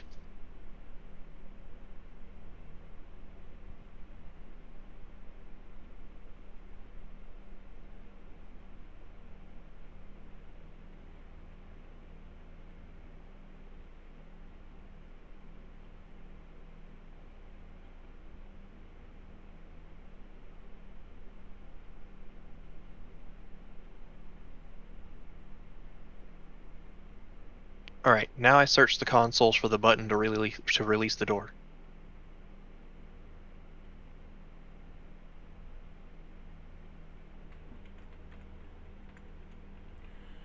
Okay, so as you're searching around for that, you find a lever.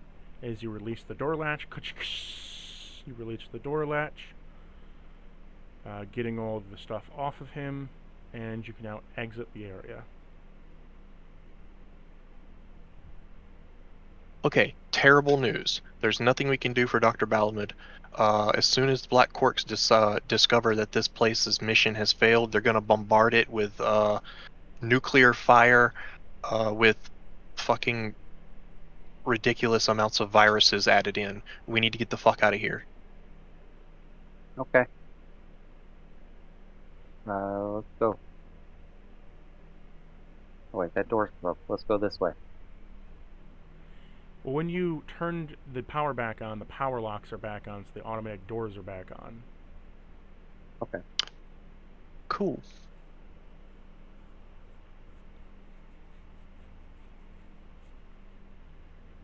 I'm assuming you all head back Jams? to here. Yep. Jams, you coming? Yep. So as you make your way back towards the robot, Sir Silvereye says, "Oh, Master Virgil, you've returned. In good news, I hope, with the best of intentions, for I have a nice, warmed dish for you for your best return." That's lovely. We need to leave fast.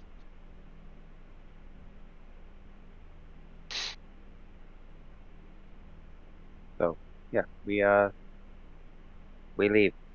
Okay, let me just copy your tokens over. Yeah. Actually, I don't think I need to, because it's already on the Wasteland board. Excuse me. So you immediately run out. As you run out the door, Lena, do you chuck the grenade back? Yep. So as you all begin to run away, roll me in explosives. D100.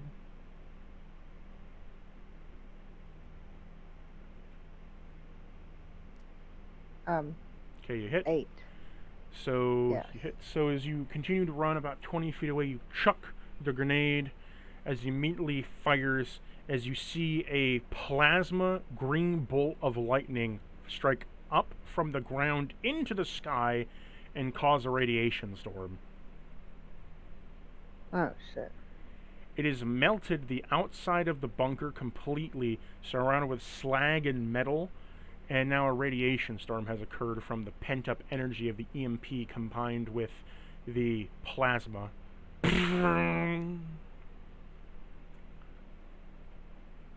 Upon doing so, you all take 1 rad as you're running through the rain. Where do you all wish to run to? There was that signal like 3 days south of us or something. You mean the radar outpost? Yeah. Yeah, the outpost you got to go to. That little blinking light. You want to head down there? Yeah, the one Virgil found last time. So what check do you want to make on your travel down there? Scavenging, hunting, what? I think scavenging. We found a place and we're headed to it, so I think scavenging sounds good. What do y'all think? Yeah, sounds good. Yeah. We're still really good on food. So Jams, roll me a survival check to guide them.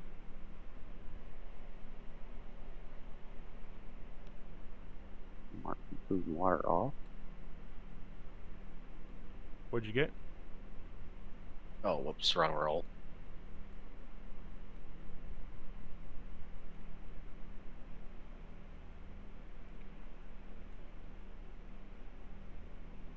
I passed. 65. Okay, so you're guiding them through the nature. Sir Silvereye gives you, Virgil, a piping hot bowl of Blanco mac and cheese. Cool. Sven, roll 2 of your hunger things for your meal and your thirst.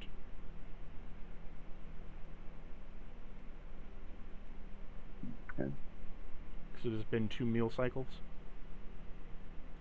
Sorry, it's you've had day and lunch, and then you went in. Yeah. So 2 But you're doing that in meals. the background. So as you scavenge, who's scavenging? I'll do it.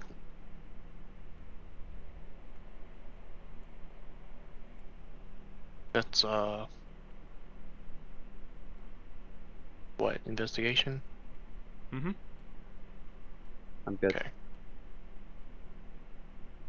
11 and 13, so 24. Okay.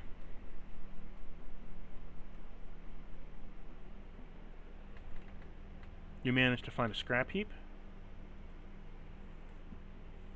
You want to investigate it for parts? Yes.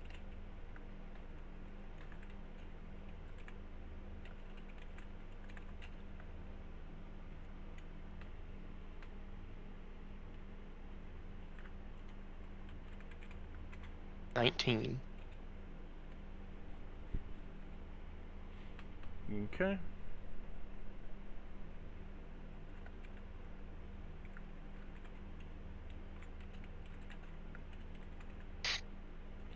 You managed to find 2 things. You managed to find an iBot body and the gravity thruster for the iBot. Okay. Awesome. Get yourself a little eddy going here if you ever find the internals.